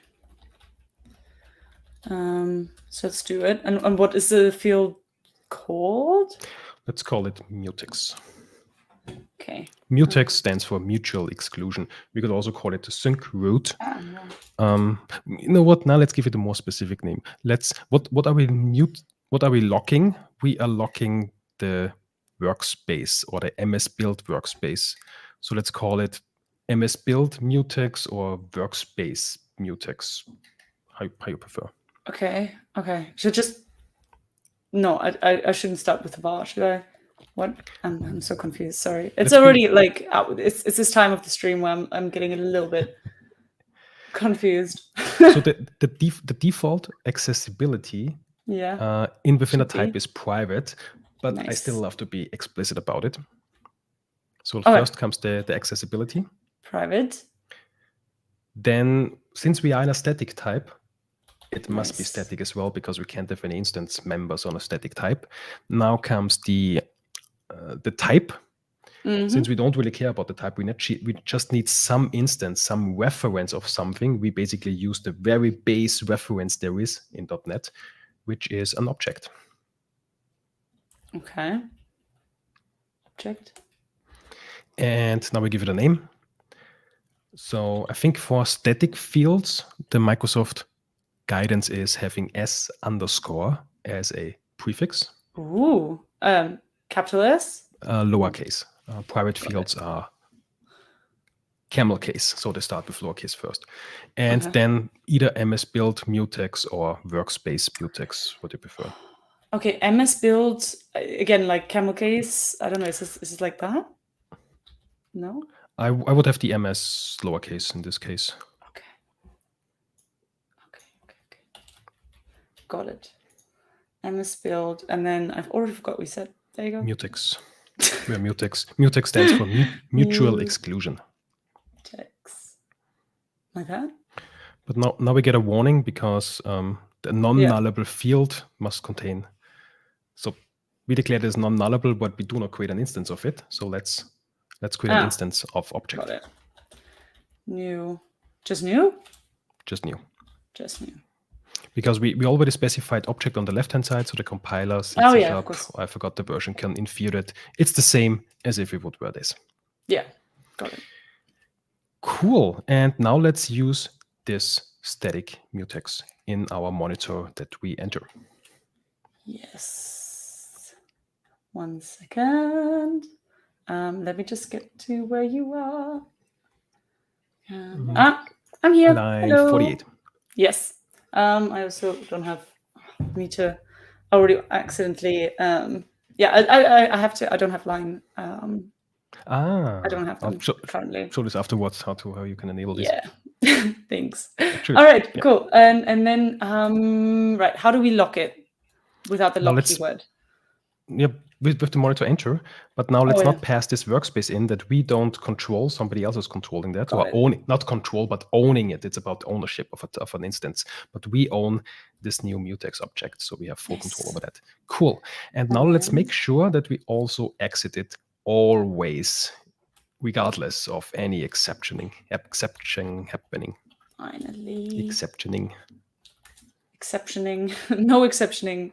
Not on my watch. Exceptioning. Monitor dot exit. Thanks. You will rarely write code like monitor enter and monitor exit. You would actually use the lock keyword, but you will see in 2 minutes where I go from here. Cool. And now we guarded one access, but we also need to guard the other one. So let's do the same in the globalize async as well, where we have the same project in use, or the same method open project async in use to we can fully guard that resource. And can we also guard it with this field that we've created? Actually, we should. If we have a different field, now it wouldn't work anymore because we still have two different fields, but they never exclude each other, and still two threads could enter this block of code, and we would end up with the very same problem. So we actually have to use the very same instance in order to make sure this field is now our synchronization instance that we use as a handle, basically to signal the finite controlled resource. But wait. So that means no, I actually don't. I actually don't get why we need to use the same one, because I mean they're completely like when I run the globalizer integration tests. Yeah, I want the original project, right? I don't want to. I mean, the counter doesn't change the project in any way. Oh yes, Well, but it's not the project. It's not the actual project that's the problem. Oh. We're passing a path to the project. It's not the project that's a problem, but it's the implementation of Open Project Async, which is on the MS Build workspace. And MS Build, so behind the scenes, it's using MS Build, and it seems that within one process, there can only be one build running at a time. If you run one test in parallel, XUnit spawns one process to run these tests in parallel, and then we would have one process that executes MS Build simultaneously. If we have, let's say we add more tests over time. In 7 years, we have maybe 100 integration tests. So we would have in parallel 100 code places where we try to invoke a build within one process, but only one build MS Build style is allowed within one process. So we need to ensure that only one build is going on at a time. Otherwise, MS Build workspace, we say no and says the operation cannot be completed because the build is already in progress. Okay, got it. But so, like, if we and we're using the same field to lock it because Yes. if we run the globalizer tests and the counter tests at the same time, one of the tests, either from either set, right, will be first, and they will lock both. Yes. Methods. So here's our MS Build. Limited Yes. resource. If we have concurrency here, it's going bad. We have our first test and our second test, and they should be guarded by the same synchronization route. So the first one comes along, sees it's not in use. I will basically lock it, or I will reserve this resource now for me, and starts running. Now the second thread comes along in the same process, but a second thread also wants this resource and says, "Oh, this resource is already taken. I must wait." And until then, the first process is finished and will basically remove this lock here. Now the second one process sees, oh, it's no longer locked. Now I can continue. I got it. And if we have a third test and a fourth test, they will all be blocked by this gatekeeper here. Got it. So imagine it as a,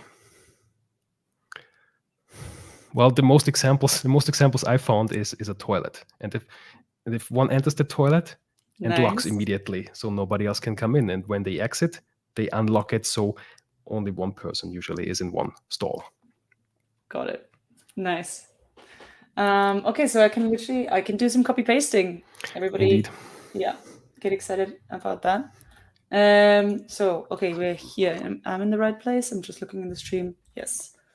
Monitor enter, and then I'm just gonna take monitor exit, and we have to create a new finally situation. Oh God, what happened?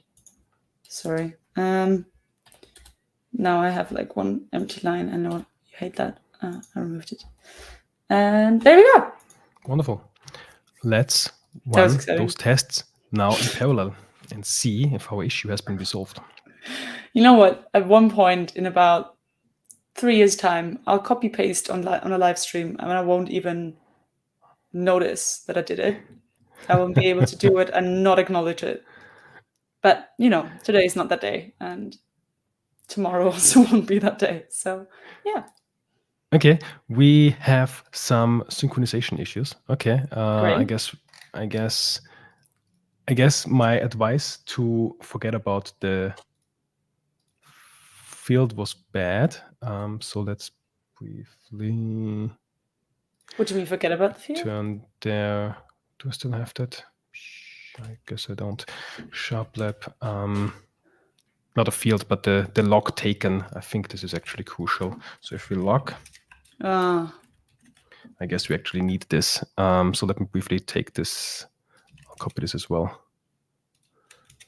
I thought, yeah, you rarely write this code manually, and then we need that. I never did, so I shouldn't have left it. Well, right? Yeah, I'll just paste this briefly just to get it work, because we will see immediately that how we're using, because the lock is not really suitable for us here. And here as well, and then have If lock taken. Yes, exactly. Thank you. Okay. Let's move this outside because we need it here. Okay. Okay. I made a mistake. It's not in context because we have a block here. Let's move it outside. There we go. Cool.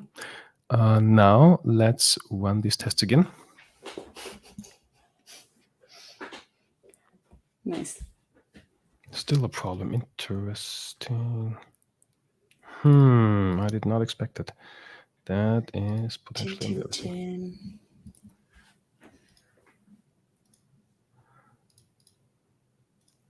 Now we need like a big. Oh. No. It looks so pretty though. Okay. No. Okay, in debugging it. Okay, also only one test. Need one both.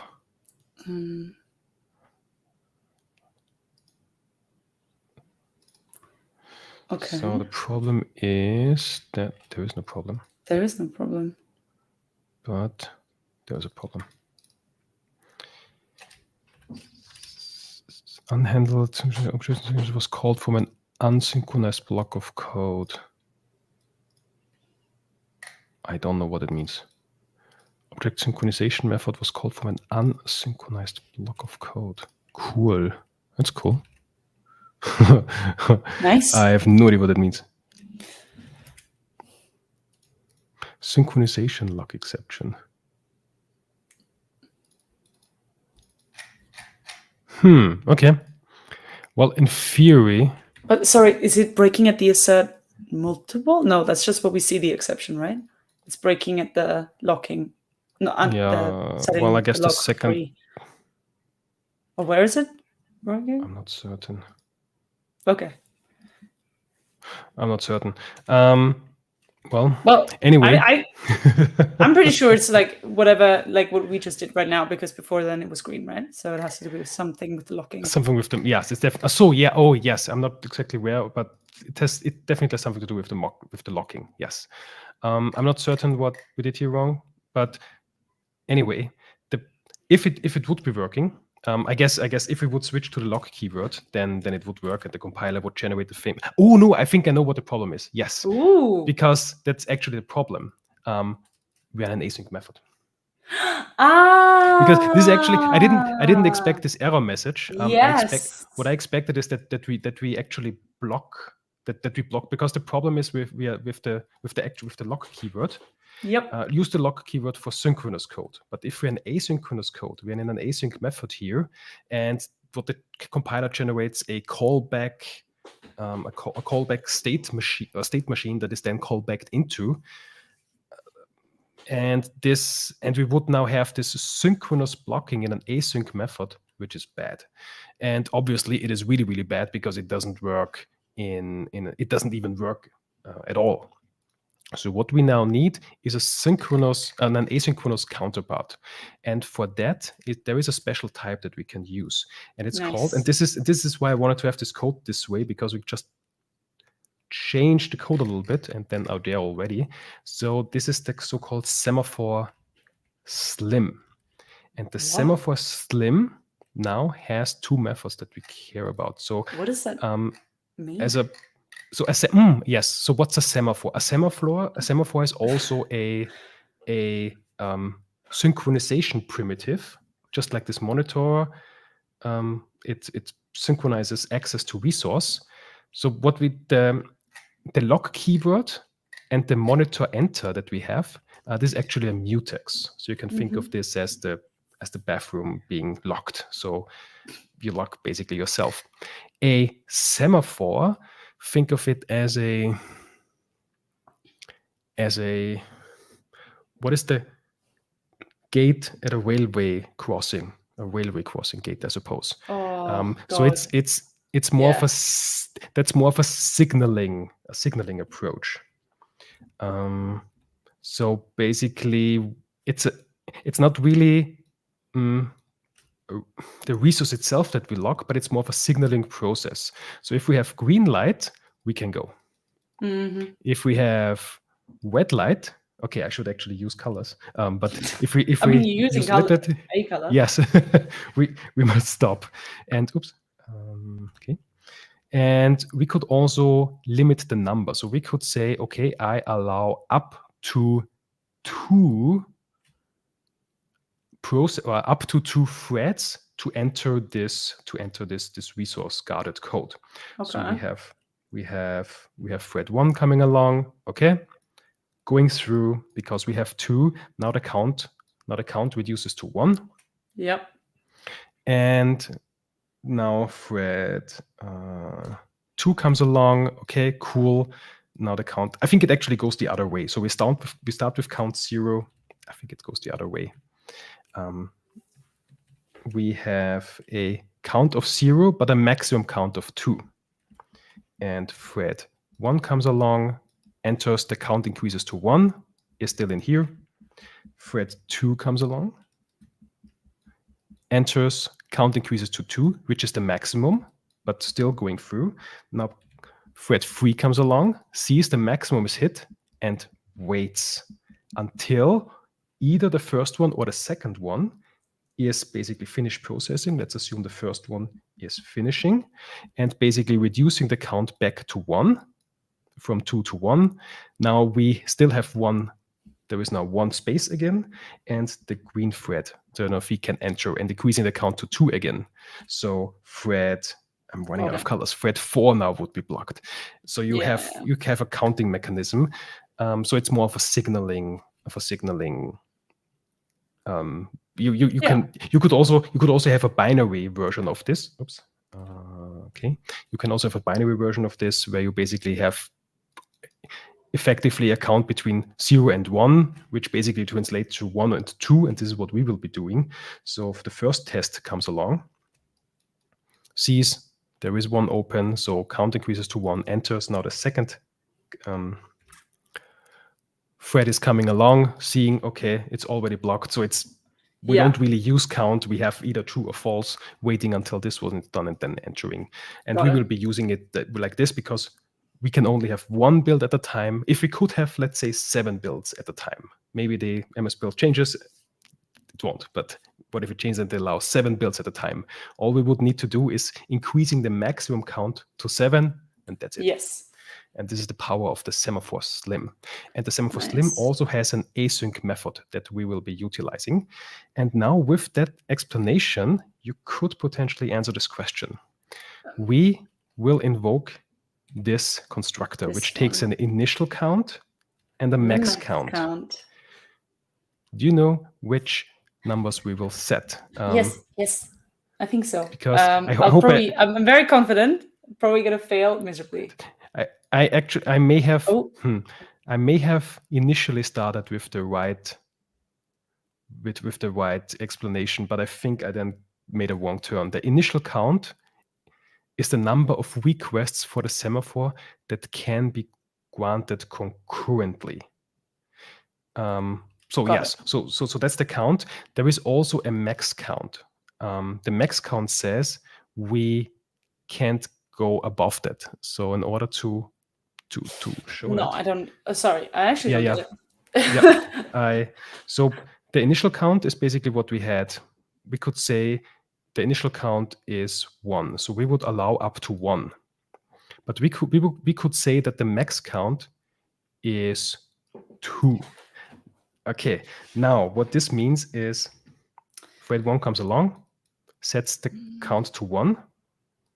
Thread 2 comes along, sets the count, sees the count is 1, which is the current count, so cannot enter. It will wait here. But what if some other process, we have some other process 3, now says, hey, for some reason, this resource is not limited anymore to up to 1, but we now allow 2, which is the maximum. So now some other process sets this count, the current count, to 2, which means now actually this pink thread could enter. But we don't want that. But only to a maximum of 2. So if this green thread would say, hey, now we could for some reason, the green thread says, hey, let's allow up to 3. Setting this to 3. This would fail because the maximum is 2.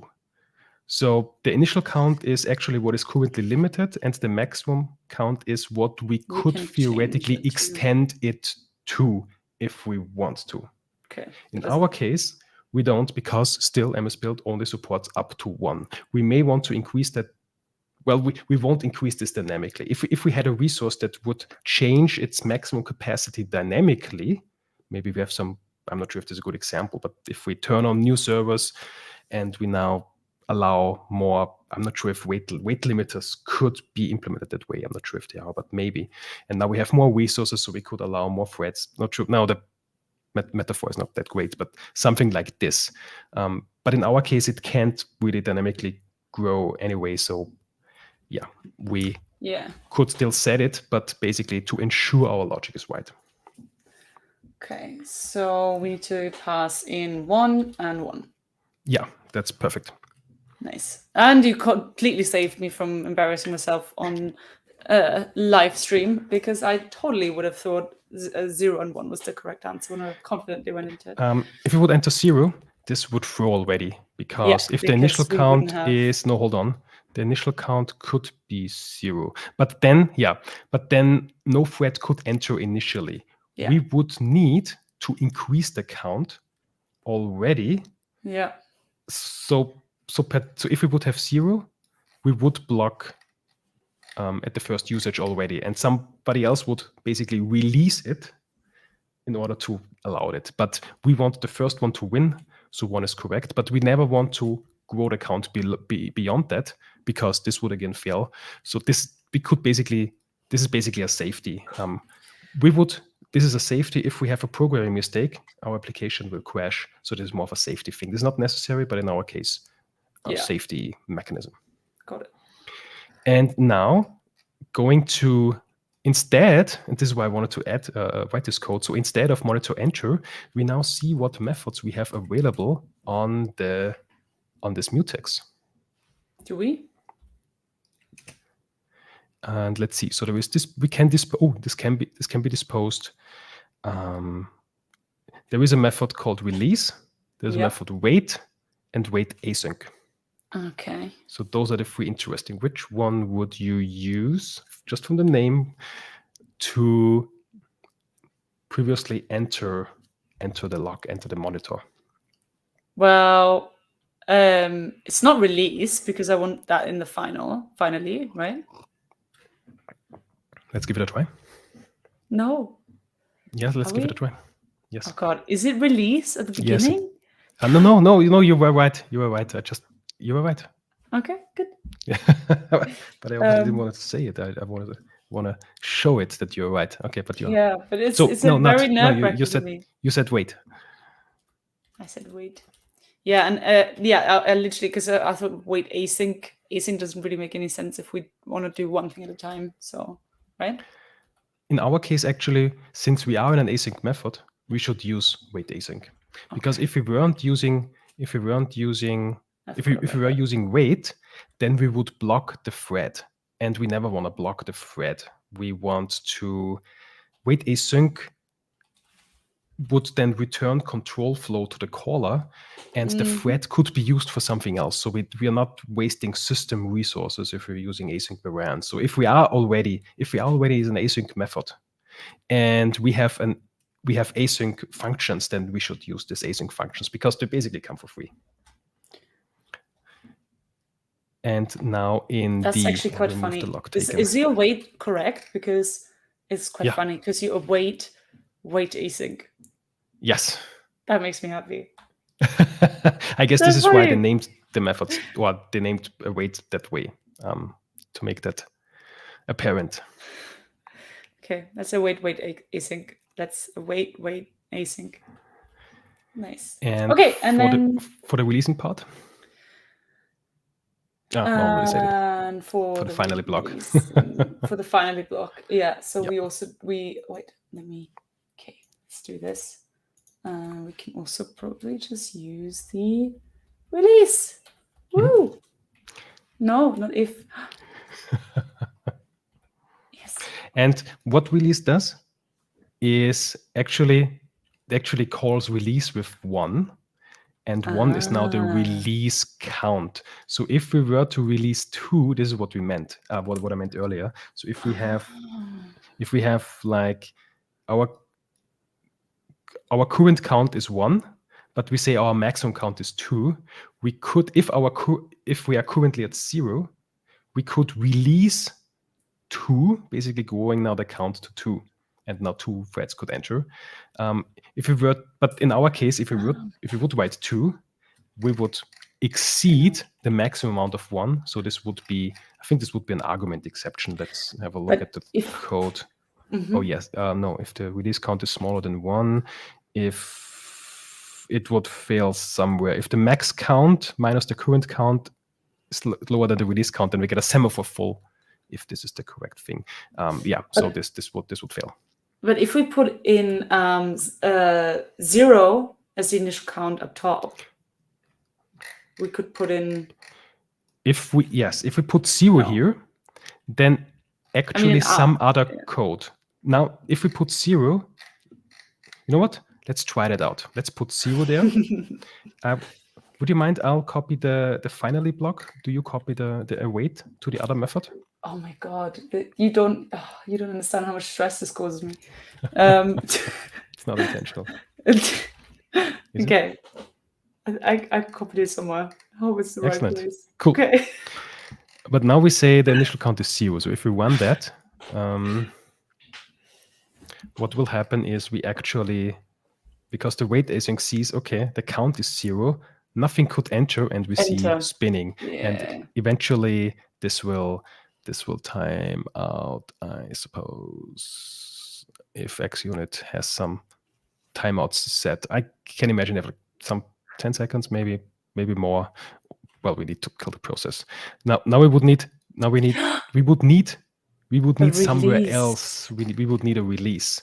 Well, if we would using it, I guess this method is only called once. So we would now need to call it here to have 1 release.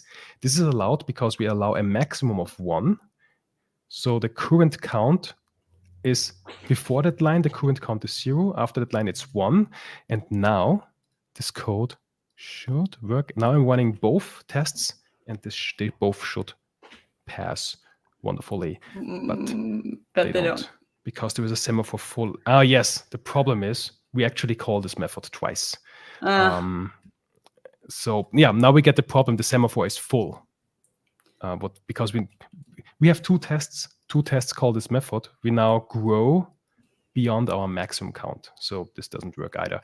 If we had some code that is only called once, you know what? Okay, this would be a dramatic hack, but let's say if static bool. Can you just try catch it? Yes. Oh yeah. Oh yes, we could. Never do this at home. Never do this at home. But well, because this could leave this one in a bad state. I'm not sure if this invalidates the entire semaphore, but let's see. Would be nice. Okay, yes, we could. Woo! And the test pass. And we now lock the resource, and we do the async. We do the async version of it, not the sync version, so we don't waste any resources, any system resources. So this is good. But this is not. So if you don't mind, I mean, this whole entire it was just to try out, like with the initial count and the max count. The input was perfectly right. So that means you understood what's going on there. Yes. And yeah, we have all the ones to signify that we only, this is where we got it. Would you like to have the 1 here explicitly, or have it implicitly from the parameter less, which calls 1 eventually anyway? What would you prefer? Every stream we have this discussion explicitly or implicitly, and every stream I try something else and learn from it, I suppose. I think... do I care? I don't think I care about the 1. I think we just release it. Mm-hmm. I would say so too. Because that's a common use case. The common use case, if you have basically a technical mutex, so there is only 1 resource, we don't really have the signaling where we allow multiple threads to enter this block. We only have one. It's technically a mutex, but we use the semaphore slim in order to get into our async land. So we're not really we're using a semaphore as a signal, and then this is the pattern for that. We have 1-1 and do 1 releases, and that's the pattern. And this is how we do async locking on a resource, and now our tests will always be green. And not only hopefully not always be green. I mean, if something's wrong, we do want them to fail. Yes. We don't want to try catch them all. Yeah, never just try catch. And ooh, that's interesting. So if I run in a different frame, yes. We have one more problem. Now, if we run, so what I did now is not only run one assembly in parallel, I run 2 assemblies in parallel. So we have here the .NET 7 version of the tests, and up here the .NET 6 version of the tests.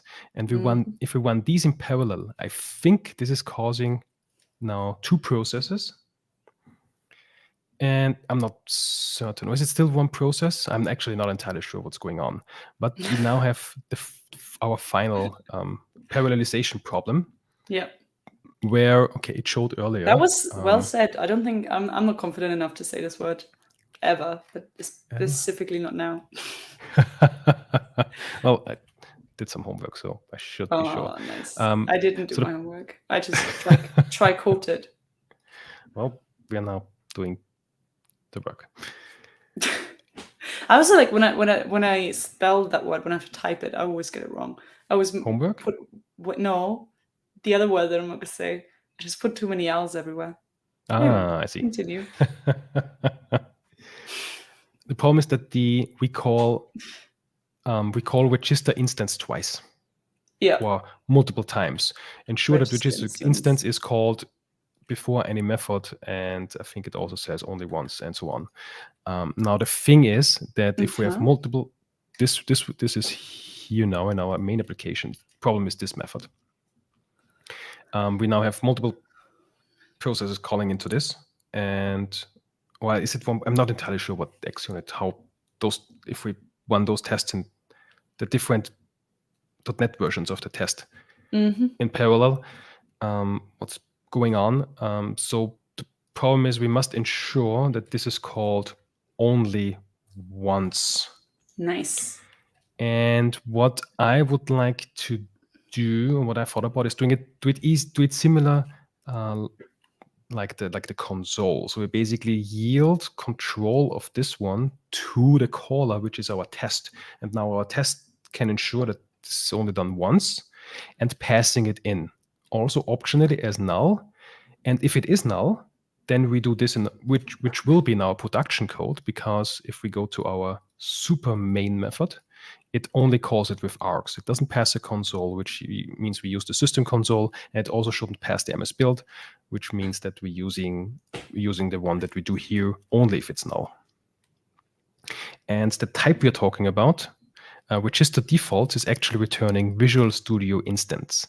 Now, this is what David explained, I believe, in our session with him, that this is not necessarily true anymore. Previously, when .NET, the classic .NET framework, was Windows only and heavily based on Visual Studio.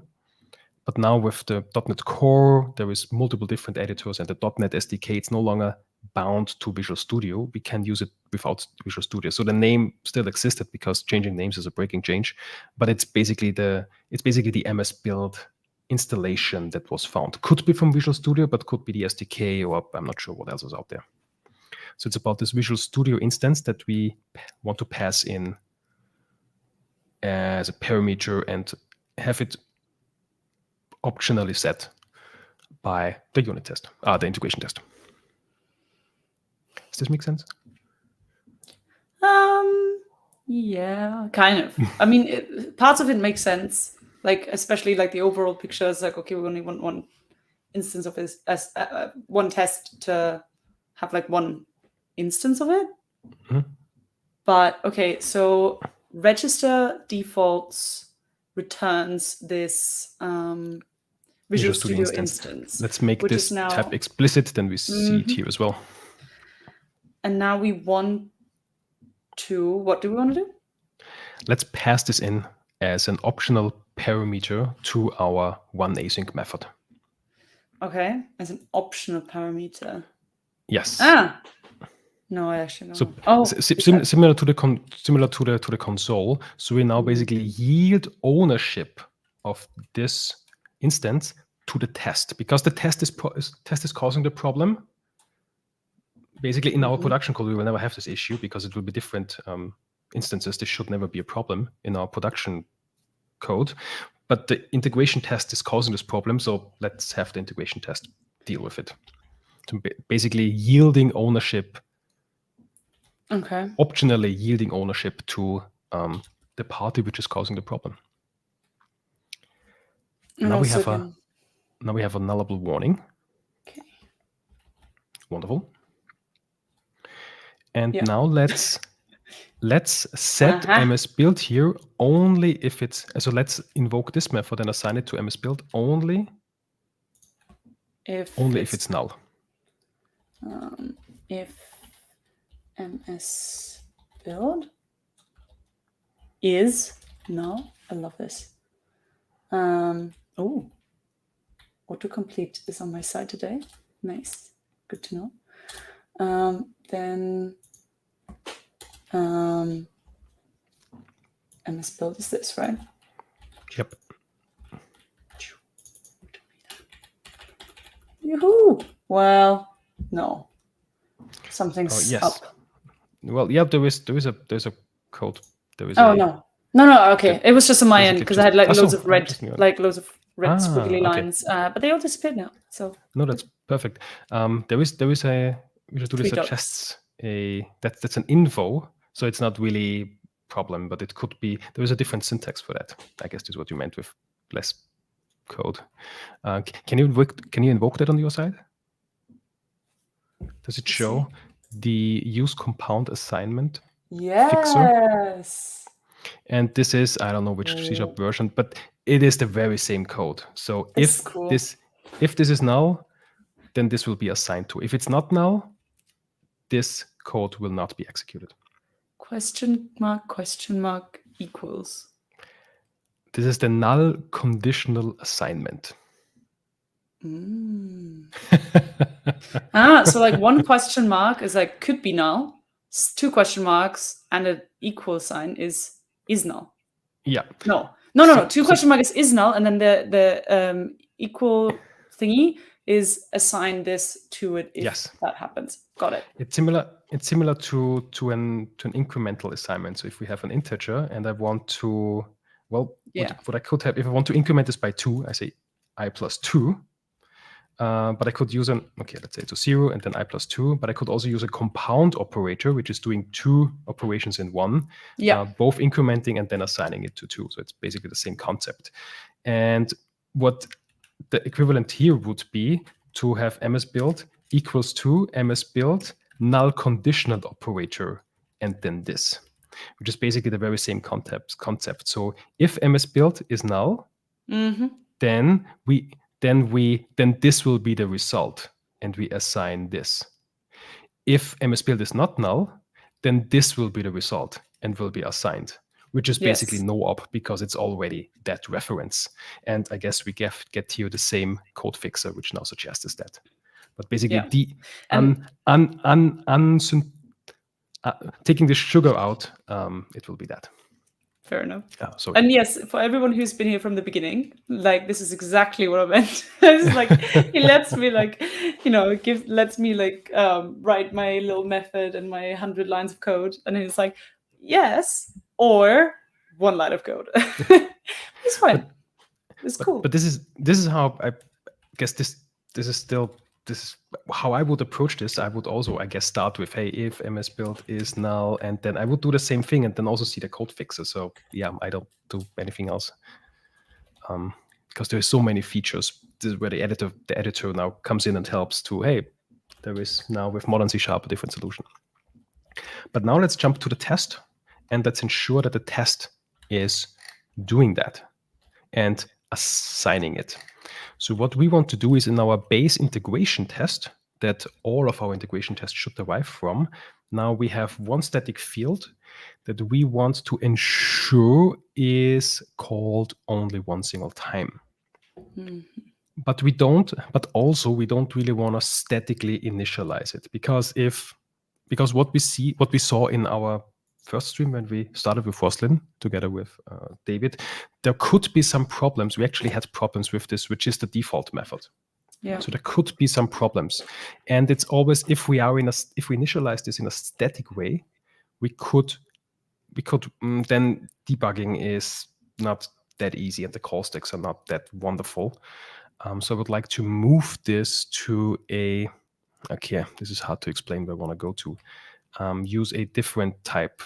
You know what? Never mind. Let's write the code that you have in mind. So we want to have one static instance that is shared and reused across the board here. One static type. Mhm. Private static? No, static type. What is Well, a static field. Sorry, a static field. Okay, then it's static. Nice. Okay, so this is what happens when I look at the stream and type at the same time, because because it's a little bit too late. Anyway,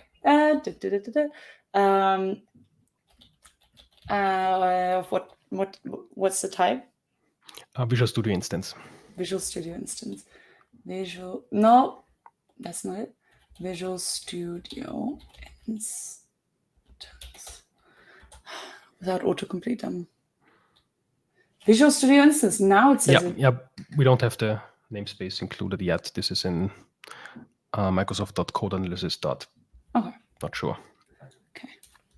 I was sad about that. Okay, let's do it. Microsoft build.locator. Okay. Yeah. Okay. We're gonna call it. What are we gonna call it? Since a static field, it should be. Oh. The style that same. we apply it. Let's call it S underscore.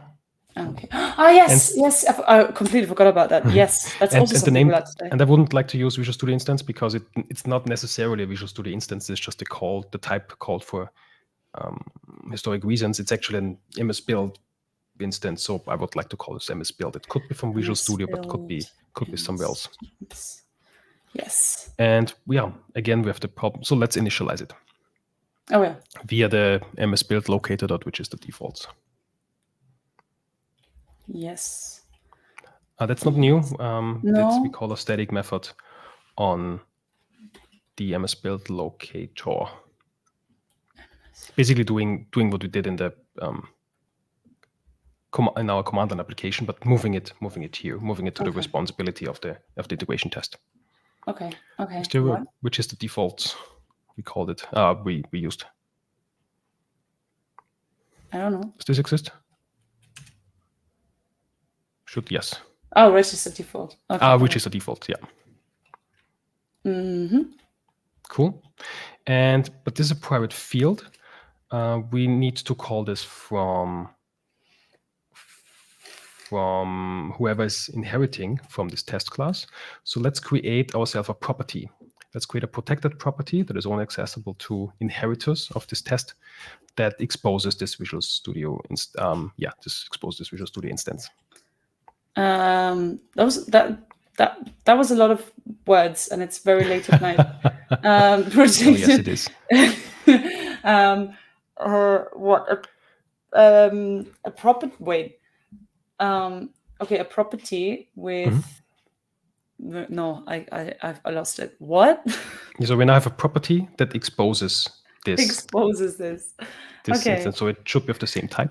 Same type, which is Visual Studio instance, and we can call it. I'd call it MS Build or MS Build instance. What you prefer?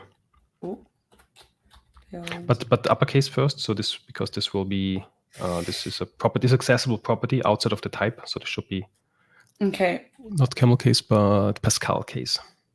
But the S is small. The S in this case will be uppercase because I think the guidelines are if it's a, what's the word? Is that an acronym? No, not an acronym.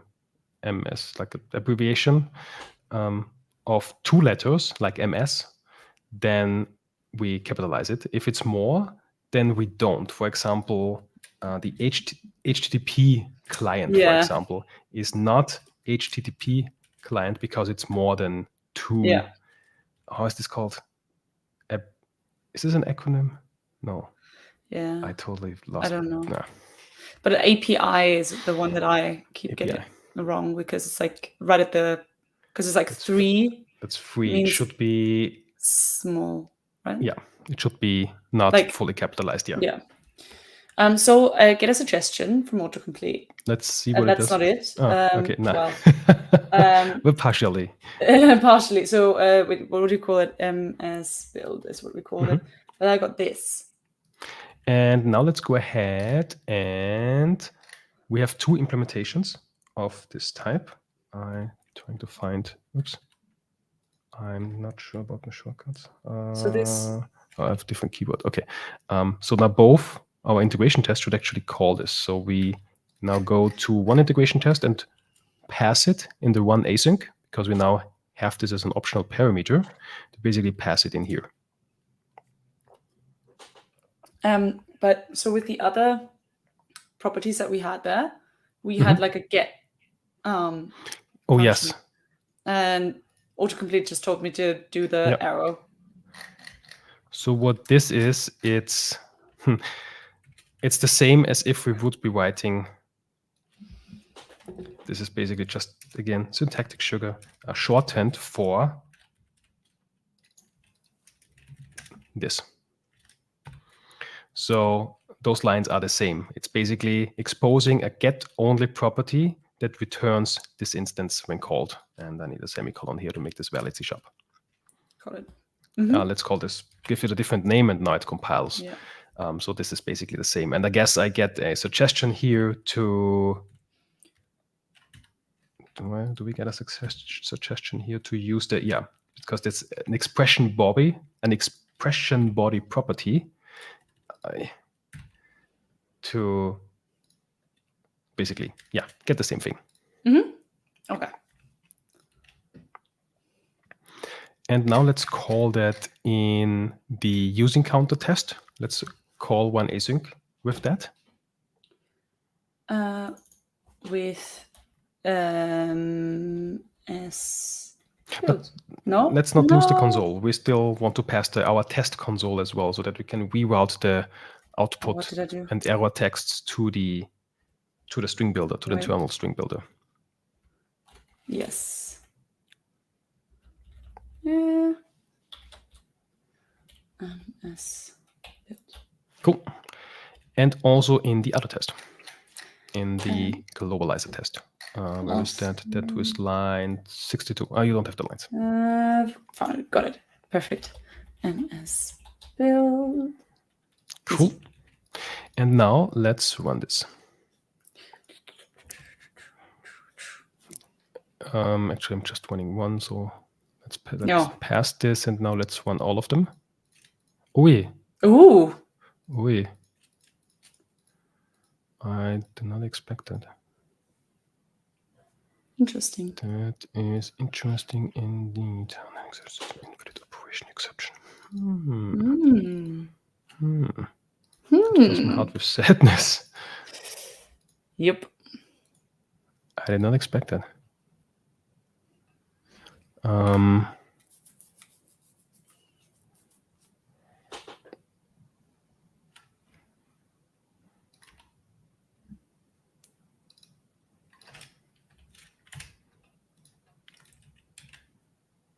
C# 7.3 is not supported. That's a different exception. Global using directive requires C# 10.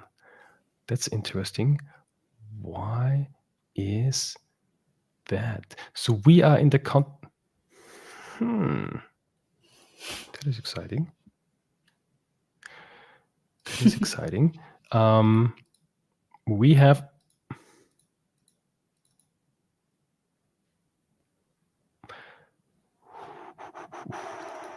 wow.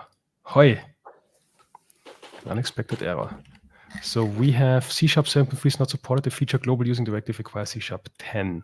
Why are we in C# 7.3 land?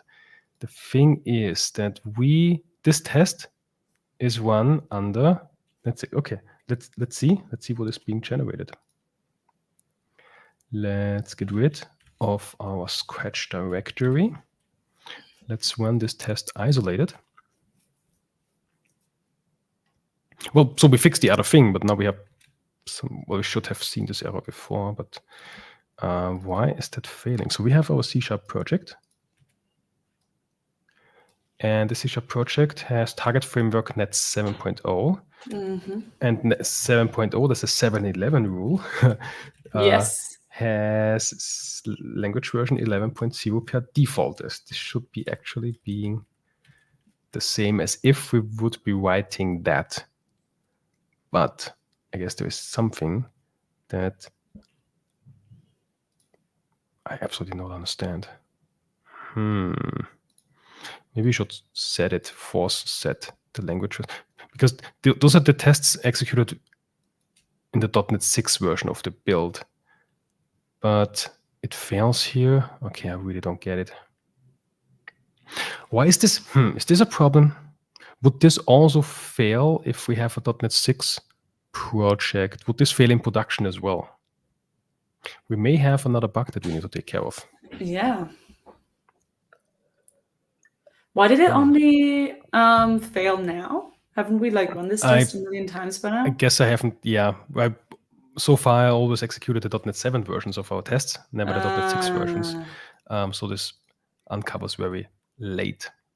Really? But what I wanted to, yeah, obviously.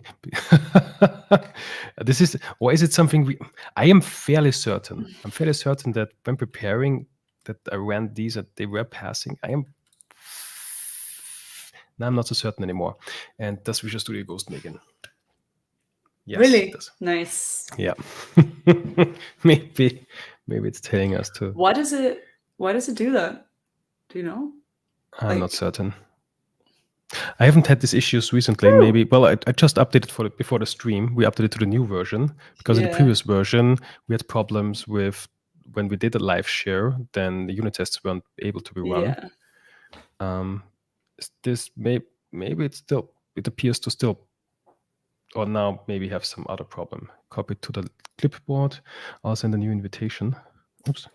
Thank you. And in the meantime, I have no idea what's going on. But what I wanted to do is basically initialize this MS build locator lazily, so only on demand, because I believe this is quite heavy, because it does do file operations internally, and because it tries to look on my disk, which as .NET SDKs or Visual Studio instances I've installed, and then finds the latest or the most suitable.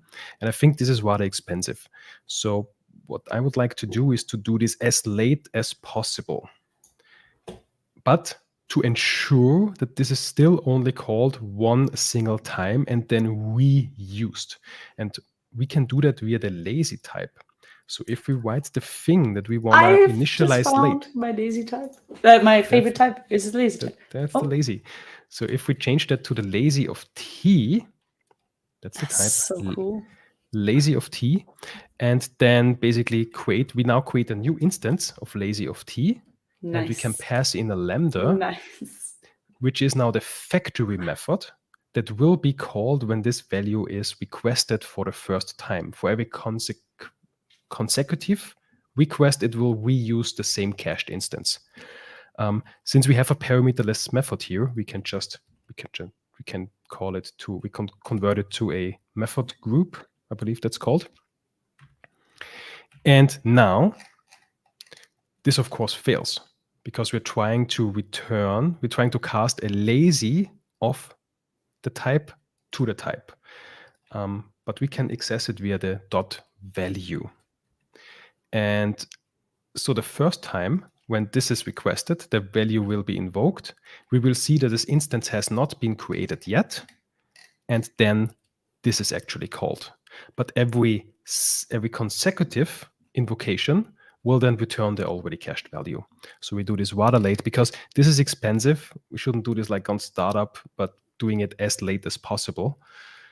And now creating it on demand, but ensuring only once. So this shouldn't change any behavior, but just making it deferring this execution to a later point. But still, we haven't fixed this one problem, that we don't support C# 10. Now I'm wondering if this also fails if I will run the tests from the command line. I hope it does. .NET run. No, let's run it in debug build.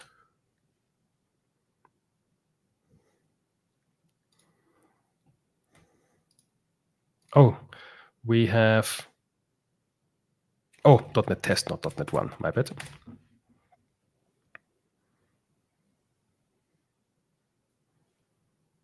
Have the same problem. Unfortunately, this is cut off, but... Okay, but you wanted to have the same problem appear here as well, right? Because otherwise our tests would not be, it would be great. weird. Yes, but I'm quite uncertain why this is causing under .NET 6, but only for our... It's only a problem for our globalizer, not for the counter. So I am uncertain. Okay, I guess this is a follow-up for our next episode before the release to why failing on .NET 6 tests for globalizer. And because, well, what we could do to make it pass is basically set this lang version in. If we go to the test, this would be like the cheap fix, but this may be hiding a problem to the globalizer. And the project that we create now basically add this language version always 11, which is weird because for .NET 6, if we have .NET 6, the language version is C# 10, and C# 10 has global usings. It's actually the version where they have been added. So if we run it now... Oh, well, it's on 10 now. Yes, but 10 should also be fine. The problem is if it's 7.3, that's the problem. So I'm not sure where this is coming from. But for C#, for .NET 6, 10 is...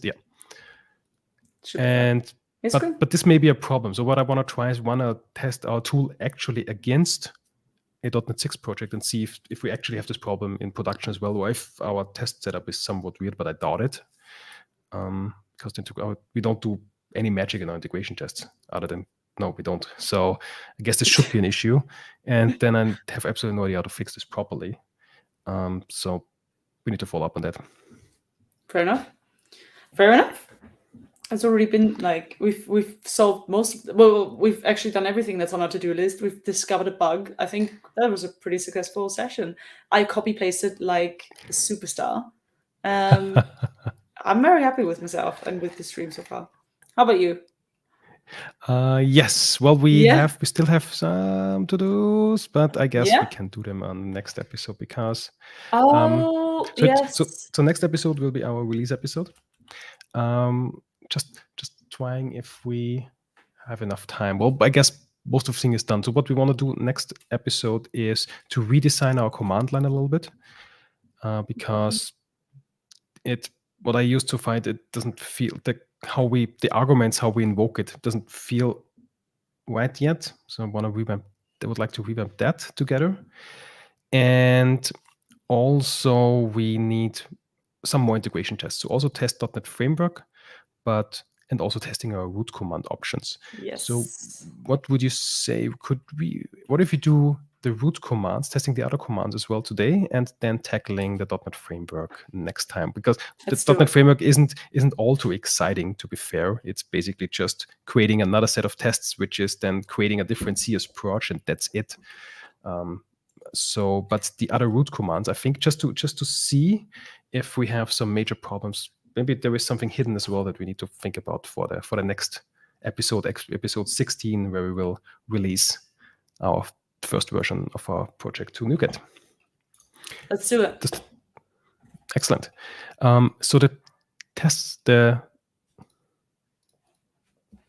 commands that we haven't tested yet. So we did test our global using command and also our count command, but we haven't tested the root command.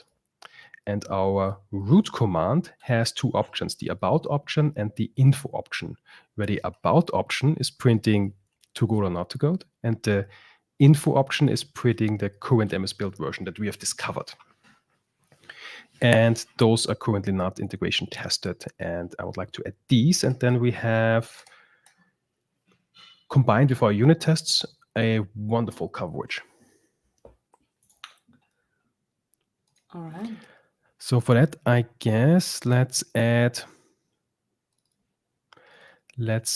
a new file and let's call it root command tests. Mm-hmm. And basically the framework that we have is we derive from our integration tests, which gives us which sets up all the MS Build now that we set up and everything. And let's start with our first test. We would like to start to test the test root command, basically test, how do we call it? I think it's just root. So basically test -- help.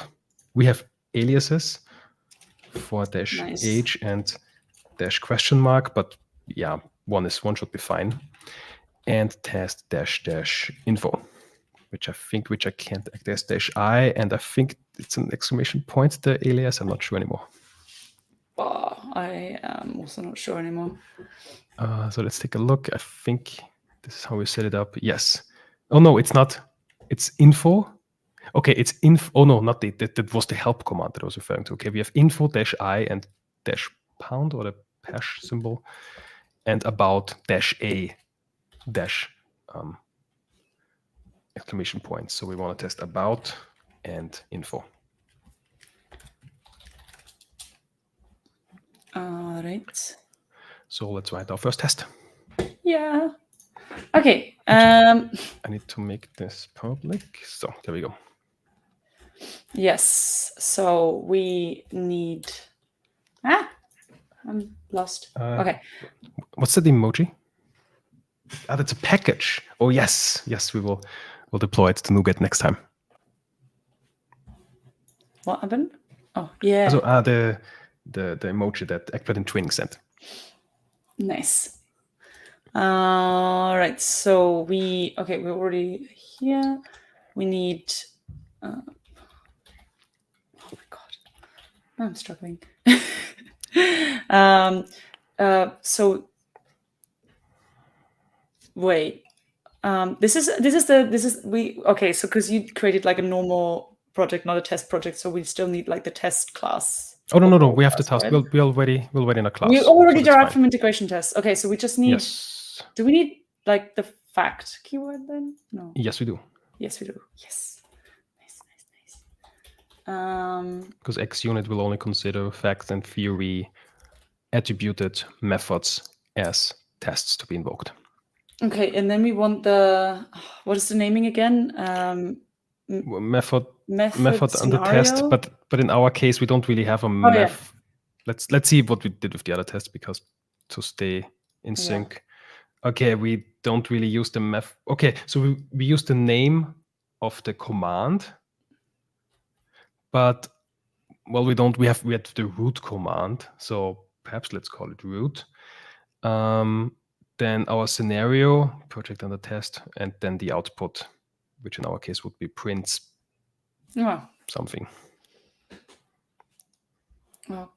Okay, so. But we don't really have a project, so this doesn't operate on a project. So it's just like, okay, I'm really uncertain. Maybe this naming scheme is only really good for unit tests, not really for integration tests. Root command. about root command. No, I don't know. So the command is a root command, but we could say root command underscore like the option that we set. So about or I about love option. it. Is that like rightly cased? No, probably not. No, it's not. In methods are always camel case. No, not set Pascal case, which means also the leading R must be yes. Nice. All right. Oh, perhaps let's call it about option. So we have on the root command, we use the about option, and then what do we expect? Expected output is prints about. prints about. I love it. Okay.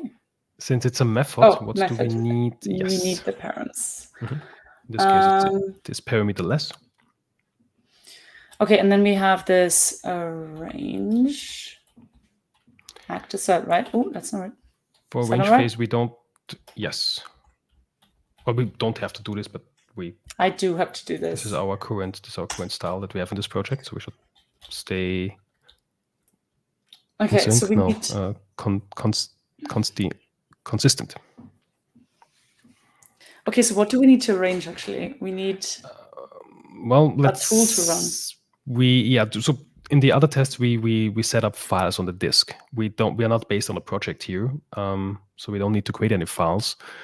What we could do in the range is basically setting up the string array that is the input to our command line application. I would call it args in that way because those command line arguments are always referred to as args.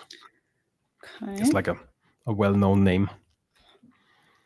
And let's create a new array that only has the option. Array? No.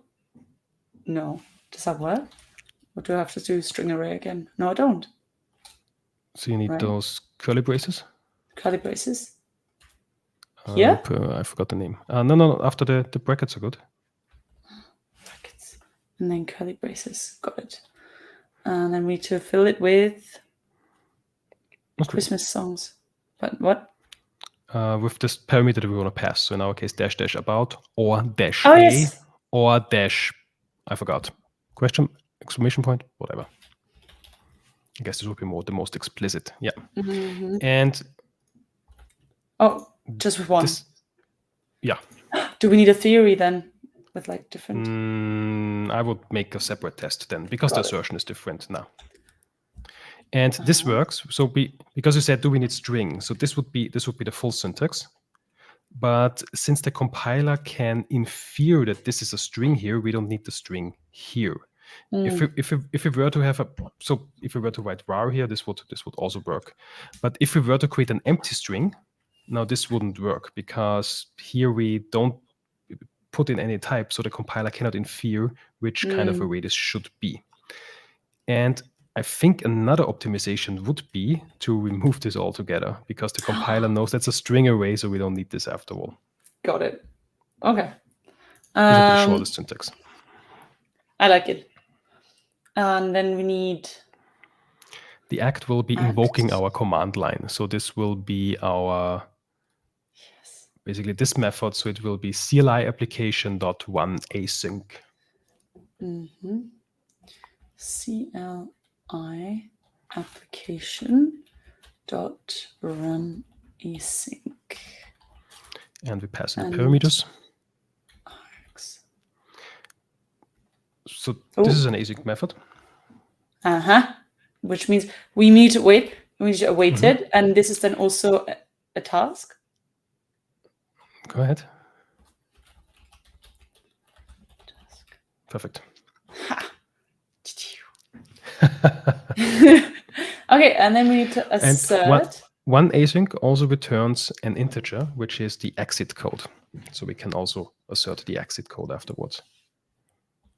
Oh, but for that we need to save it, right? Indeed. Var exit code? No. Yeah. Yeah? Yeah. Exit code. And now let's assert the depending on what we want to start first, the exit code or the console output. I guess let's start with the most significant first. So let's assert the console output. And we do that via the console property that we have in our integration tests. So we can write the console and then invoke one of our extension methods that we wrote. So assert output or assert error. Output, right? Yep. I guess the using is missing, so we don't see it yet. But if you start writing, can you write assert output, or did we just call it? I think it's just assert out. I think so too. Now we should. Oh no. It wasn't me, I swear. Assert I think with control dot should offer us to include the namespace. It does not. Then maybe we call it differently. Oh, okay. It's actually called assert output. Sorry. Oh, okay. Now it should offer us to add the namespace. Yeah. Okay. Cool. Okay. But and here we pass in the string that we would like to. You know what? Let's just run the code and see if it fails. There is our new test. Let's run this test. And it fails because we expected nothing. Empty. And we got to code or not to code. And we, hold on. Okay. No. Actually, yes. We expected empty, but we got to code or not to code. Which is correct. Why I'm not sure about that. Did What? I think. Why? I'm not certain. Maybe the order is not. I'm not sure. But it's actually going on twice. I'm not certain. What? Oh no! This is the aggregate exception. There's an aggregate exception. It contains like here the equal. So this is like the aggregate exception, which I think stops here, and then we have. No, I'm not entirely certain what's going on, but here is yeah, that's the problem. So we expect actually to code or not to code. That is the question. Okay, should we copy that in there then? If you would like to, yes. So this will be in our CLI application code. In line. So you don't see the lines. I yes. see everything. I am fully seeing. I think I copied the thingies with. No, I didn't. I copied one with. I had such a good run with my copy pasting. And okay. I'll just run it in the meantime. Let's also assert the exit code. Oh. Wait, I'll unfollow you. Console. What happened? Dot assert error. No, we don't want to assert an error because we don't have any error. Oh. But let's assert the exit code. We don't. This is not on the console because we get the exit code. Oh, is it not? No. Okay. We don't. The console has nothing to do with the exit code. We get this from the application here. But I can't. Think equal. What? We basically equal. Just comparing two integers to reassert that the exit code is 0. And now comes the funny part. I always forget what is the right order. So first the expected, then the actual. No, expected, then the. What happened? 0 is what we want, right? 0 is indicating success. Non-zero is indicating failure. But we do have failure because I'm not. Yes, we do. What's going on? That's life. So the actual was. We expected. So is this in the error? What is going on? I don't know. Guess it's debug time. Something's wrong. Something's Did we off. get as exit code? We can only get 1 or 0, right? We can. Or what did we get? Currently, yes. Yes. But where do we do have an. So our out is empty, but also. Oh, yes, yes. Oh, yes, yes, yes, yes, yes, yes, Oh yes, yes. no. Yes. We don't pass the console yet. We still need to pass our console. And let's also pass the MS build thing that we built in order to enable parallelization of our test. So we need to supply both arguments, the test console, but also the Visual Studio instance. And now that I think about it, we always need to do the same thing. So maybe we put this into a method. So we can hide this because we always need to pass the console and the thing here. So what if on our base method, what if we have a method that we call task act async, perhaps? It gets a string array. We could also make it a params to make this nice. String array of args, and then returns CLI application.run async, where we pass in the args and also the console, and also our MS build thing here. So because every test needs this, so let's put it into a nice method, and we use that. Okay. So other than CLI application run async, I just call it act async because that indicates that it's our act, or we call it also one async. But now, what do you prefer? Do we? Act async sounds weird. But we already have run async, right? We have one async on CLI application, but not on our base integration tests. So we could call it. We could call that method just one async. Then it's the same. We basically just circumvent. We still have the same. We just get rid of the static type, and that's it. Nice. Cool. Now, oh yes, the problem is because I just returned task, it should be task of int. We were losing that integer.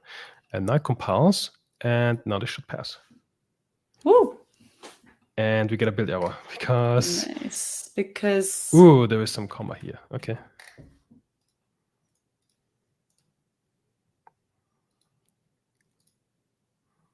And it passes. Woo! Cool. Easy. I think for the 0, we created some point also a type that contains. Did we? Yeah. So we have like a class exit codes. So basically, get rid of this magic 0 and give it a name. Exit codes. What? Exit code? Why exit codes? Exit code because it contains multiple exit codes, and we select one of these. Yeah, I don't have. And it's a static method. If it was not a static type, if it was not a static type, then if it's an instantiable type, then plural indicates it's a collection. If it's a static type, then it indicates that it's just it just has many properties of the same type. In our case, integers.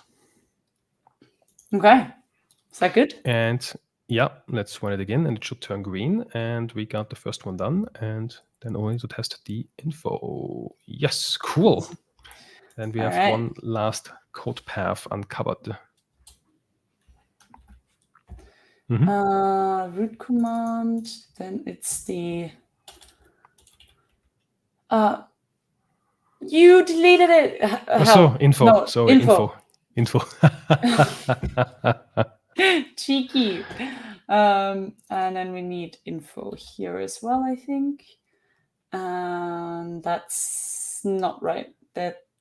Let's see what's happening. Well, we want a failing test in the first place anyway. I think now it gets tricky because now it gets dynamic. Yeah, because what we do expect is MS build, then the type, because this indicates, okay, this is coming actually from the .NET SDK. I can imagine if I don't have any SDK installed, if it actually comes from Visual Studio, I would imagine that this says Visual Studio, and then the version. And we see that .NET Core 3.1 is selected. Maybe that's the problem why one of our tests is failing, because .NET SDK 3.1 doesn't understand C# 10 yet. Okay, there may be something wrong with my setup here.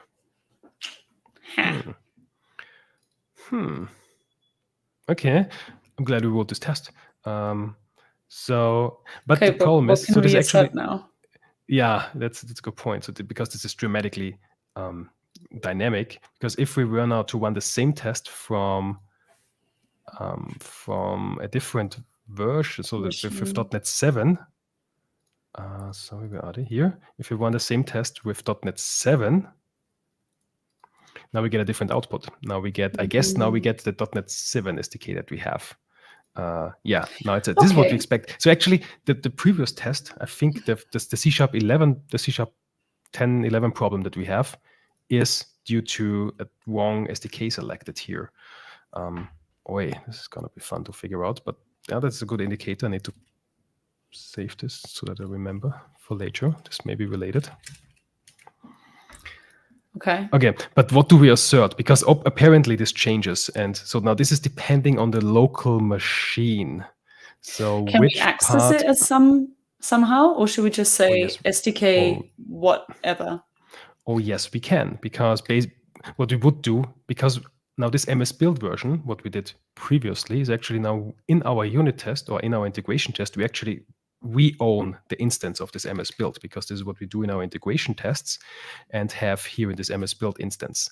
So we could use that instance and access, basically do the same thing that we do in production code. Basically assemble this, basically if we copy paste this and just change this to uppercase, then it would pass. But it's kind of weird. But also, well, maybe it is what it is. It is what it is. Oh god, I'm so scared. I'm not very confident about my copy pasting here right now. Oh, it worked. Nice. I just removed the excessive characters, and yes. But yeah, we have it. Yeah. Like this, right? Yeah, this is the name of our property. Yeah. And this should make the test pass. Because yeah, we can't really assume any, because if we were, now this heavily depends on the machine we are executing. And on CI it's different, so we can't really, and on your, it may be different on your end, and somebody clones this repository and runs it and it's different, so we kind of have to make this reliable. Well, we're doing quite the same thing as we do in production, but well, additionally we assert that nothing is failing, so I guess that's fair. Okay. And so let's... Yeah, that's fine. Go ahead. No, I'm already like thinking about the next test that we could write. Well, I guess we are mostly covered. We have... Well, because we just have like happy path tests, don't we? How can we make it break?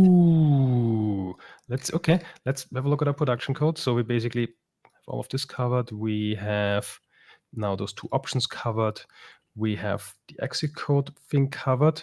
For that we created a issue. We will tackle this in a later one, because I have no idea yet how to test this. Okay.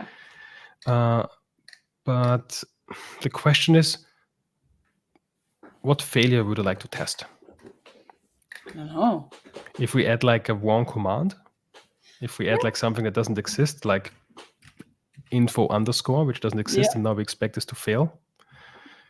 I thought about this. I'm not sure if this is useful. So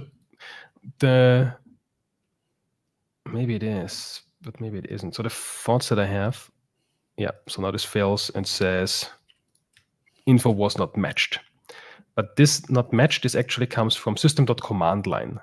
So this is not really code that we wrote and we don't really have an influence on.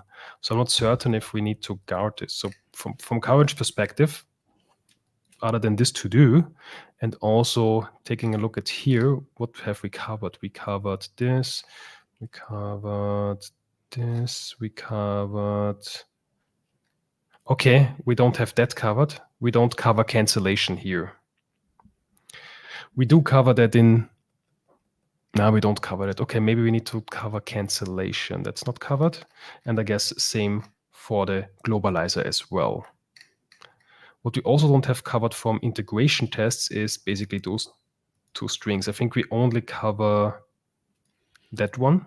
where we have multiple occurrences replaced, we could also add tests that replace only one occurrence and no occurrence to also test those strings. So those would be the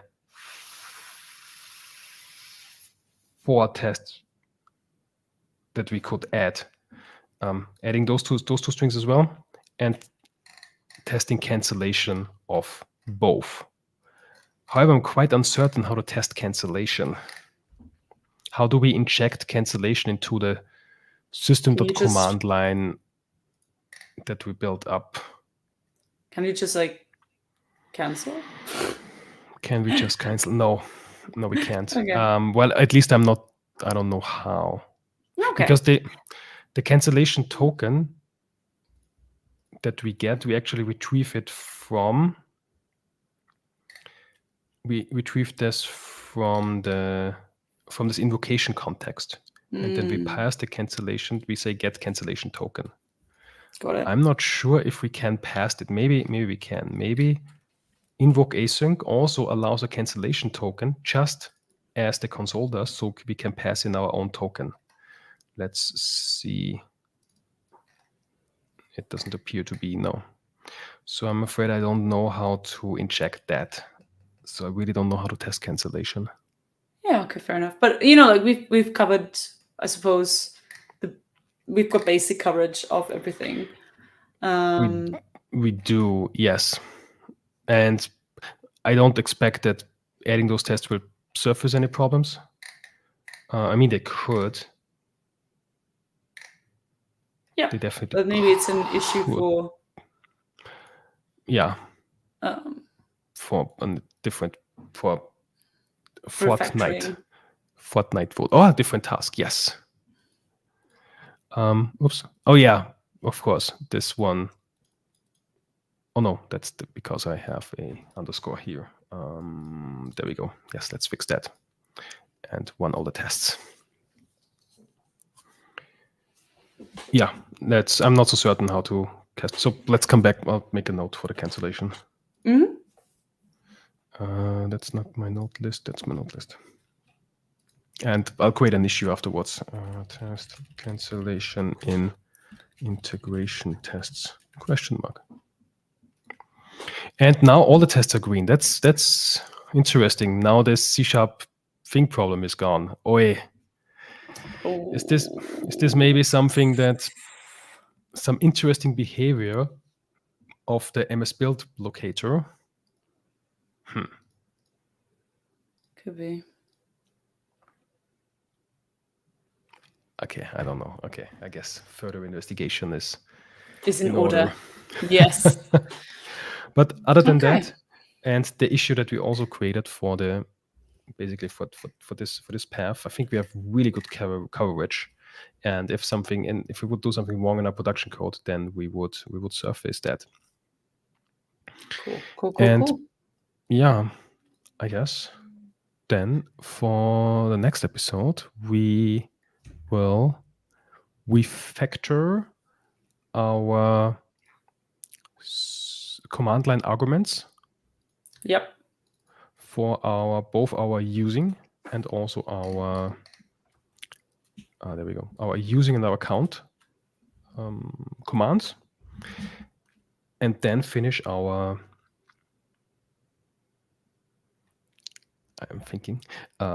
our nuke project and get our project published to the wild, and then play around with it and see if we can break it. And if we're nuking again, that gives us an excuse to show a very cool website again, the cool animation.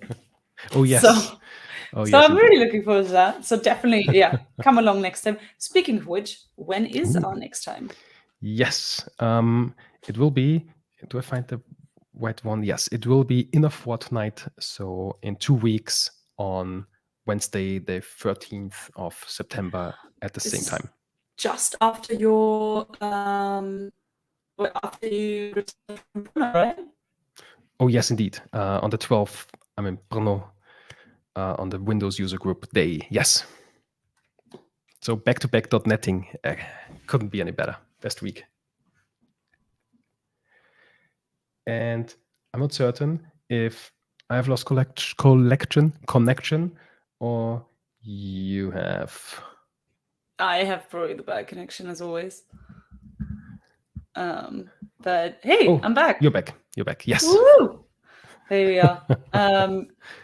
Okay, cool. So 13th of September. And yeah. Oops. I actually, yeah. Schedule. Yes. So what's next? I know. I always forget. Is it LinkedIn or upcoming events? I don't know either. What is the first thing in your browser? It's upcoming events. Okay, then let's see. find it. So Do I as have always, them? we have a couple of suggestions if you want to, Hold on. continue learning new things. Oh, Oh, there it is. Yes. there it is. Oh, okay, good. And yeah, if you want to sort of like look at other content creators, we've got some suggestions for you that we think is really fun. First one is a personal favorite of mine is the Test Busters. It's my favorite because it was the first meetup I ever attended, and I always think it's really fun. It's fully remotely, so you can you can stop by from wherever you're based. And what's the agenda actually? I haven't actually looked at this one. Don't want to What's scroll down too far to not Okay, yeah, fair enough. reveal the link, because this should only be visible to attendees. But we will have the tale of transitioning to open source, managing Q&A in a remote world, SDET upskilling, which I have absolutely no idea what it is, Nope. and continuous Ooh. performance testing. Okay, I do not want to miss that. Yeah, that sounds actually pretty interesting. I love that it put it last. So last but not least. There you go. And then we call it a day. After that, everyone's can go on. Okay. Yeah, that's definitely what is that? 7th of September. Okay, cool. 7th of September. And on the 12th of September, another online meetup by .NET Oxford, where Brian Hogan is talking about getting started with technical blogging. Mm-hmm. Which, well, I do have a URL, but I have no blog yet. Ah, damn it.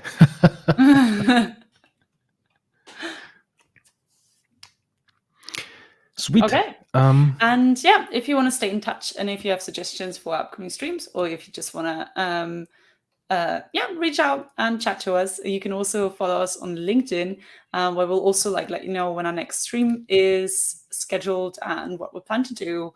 And it's just another way to reach out to us and connect, because we love that.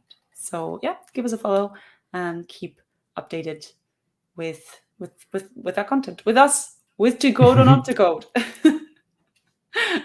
And yeah, as always, it's been an absolute pleasure. I've actually learned a lot, and I'm pretty proud of myself. I did have a couple of copy paste hiccups, in the just before the finish line, but it's getting better each time. So happy about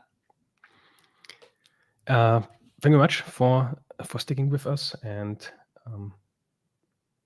seeing us make mistakes, and don't understand why C# 7.3 was selected. And I'm too very happy with the progress, and we will be next time when we go for the release. Woo! Is it my line? It's my line, isn't it? Yes. It is. We'll be back.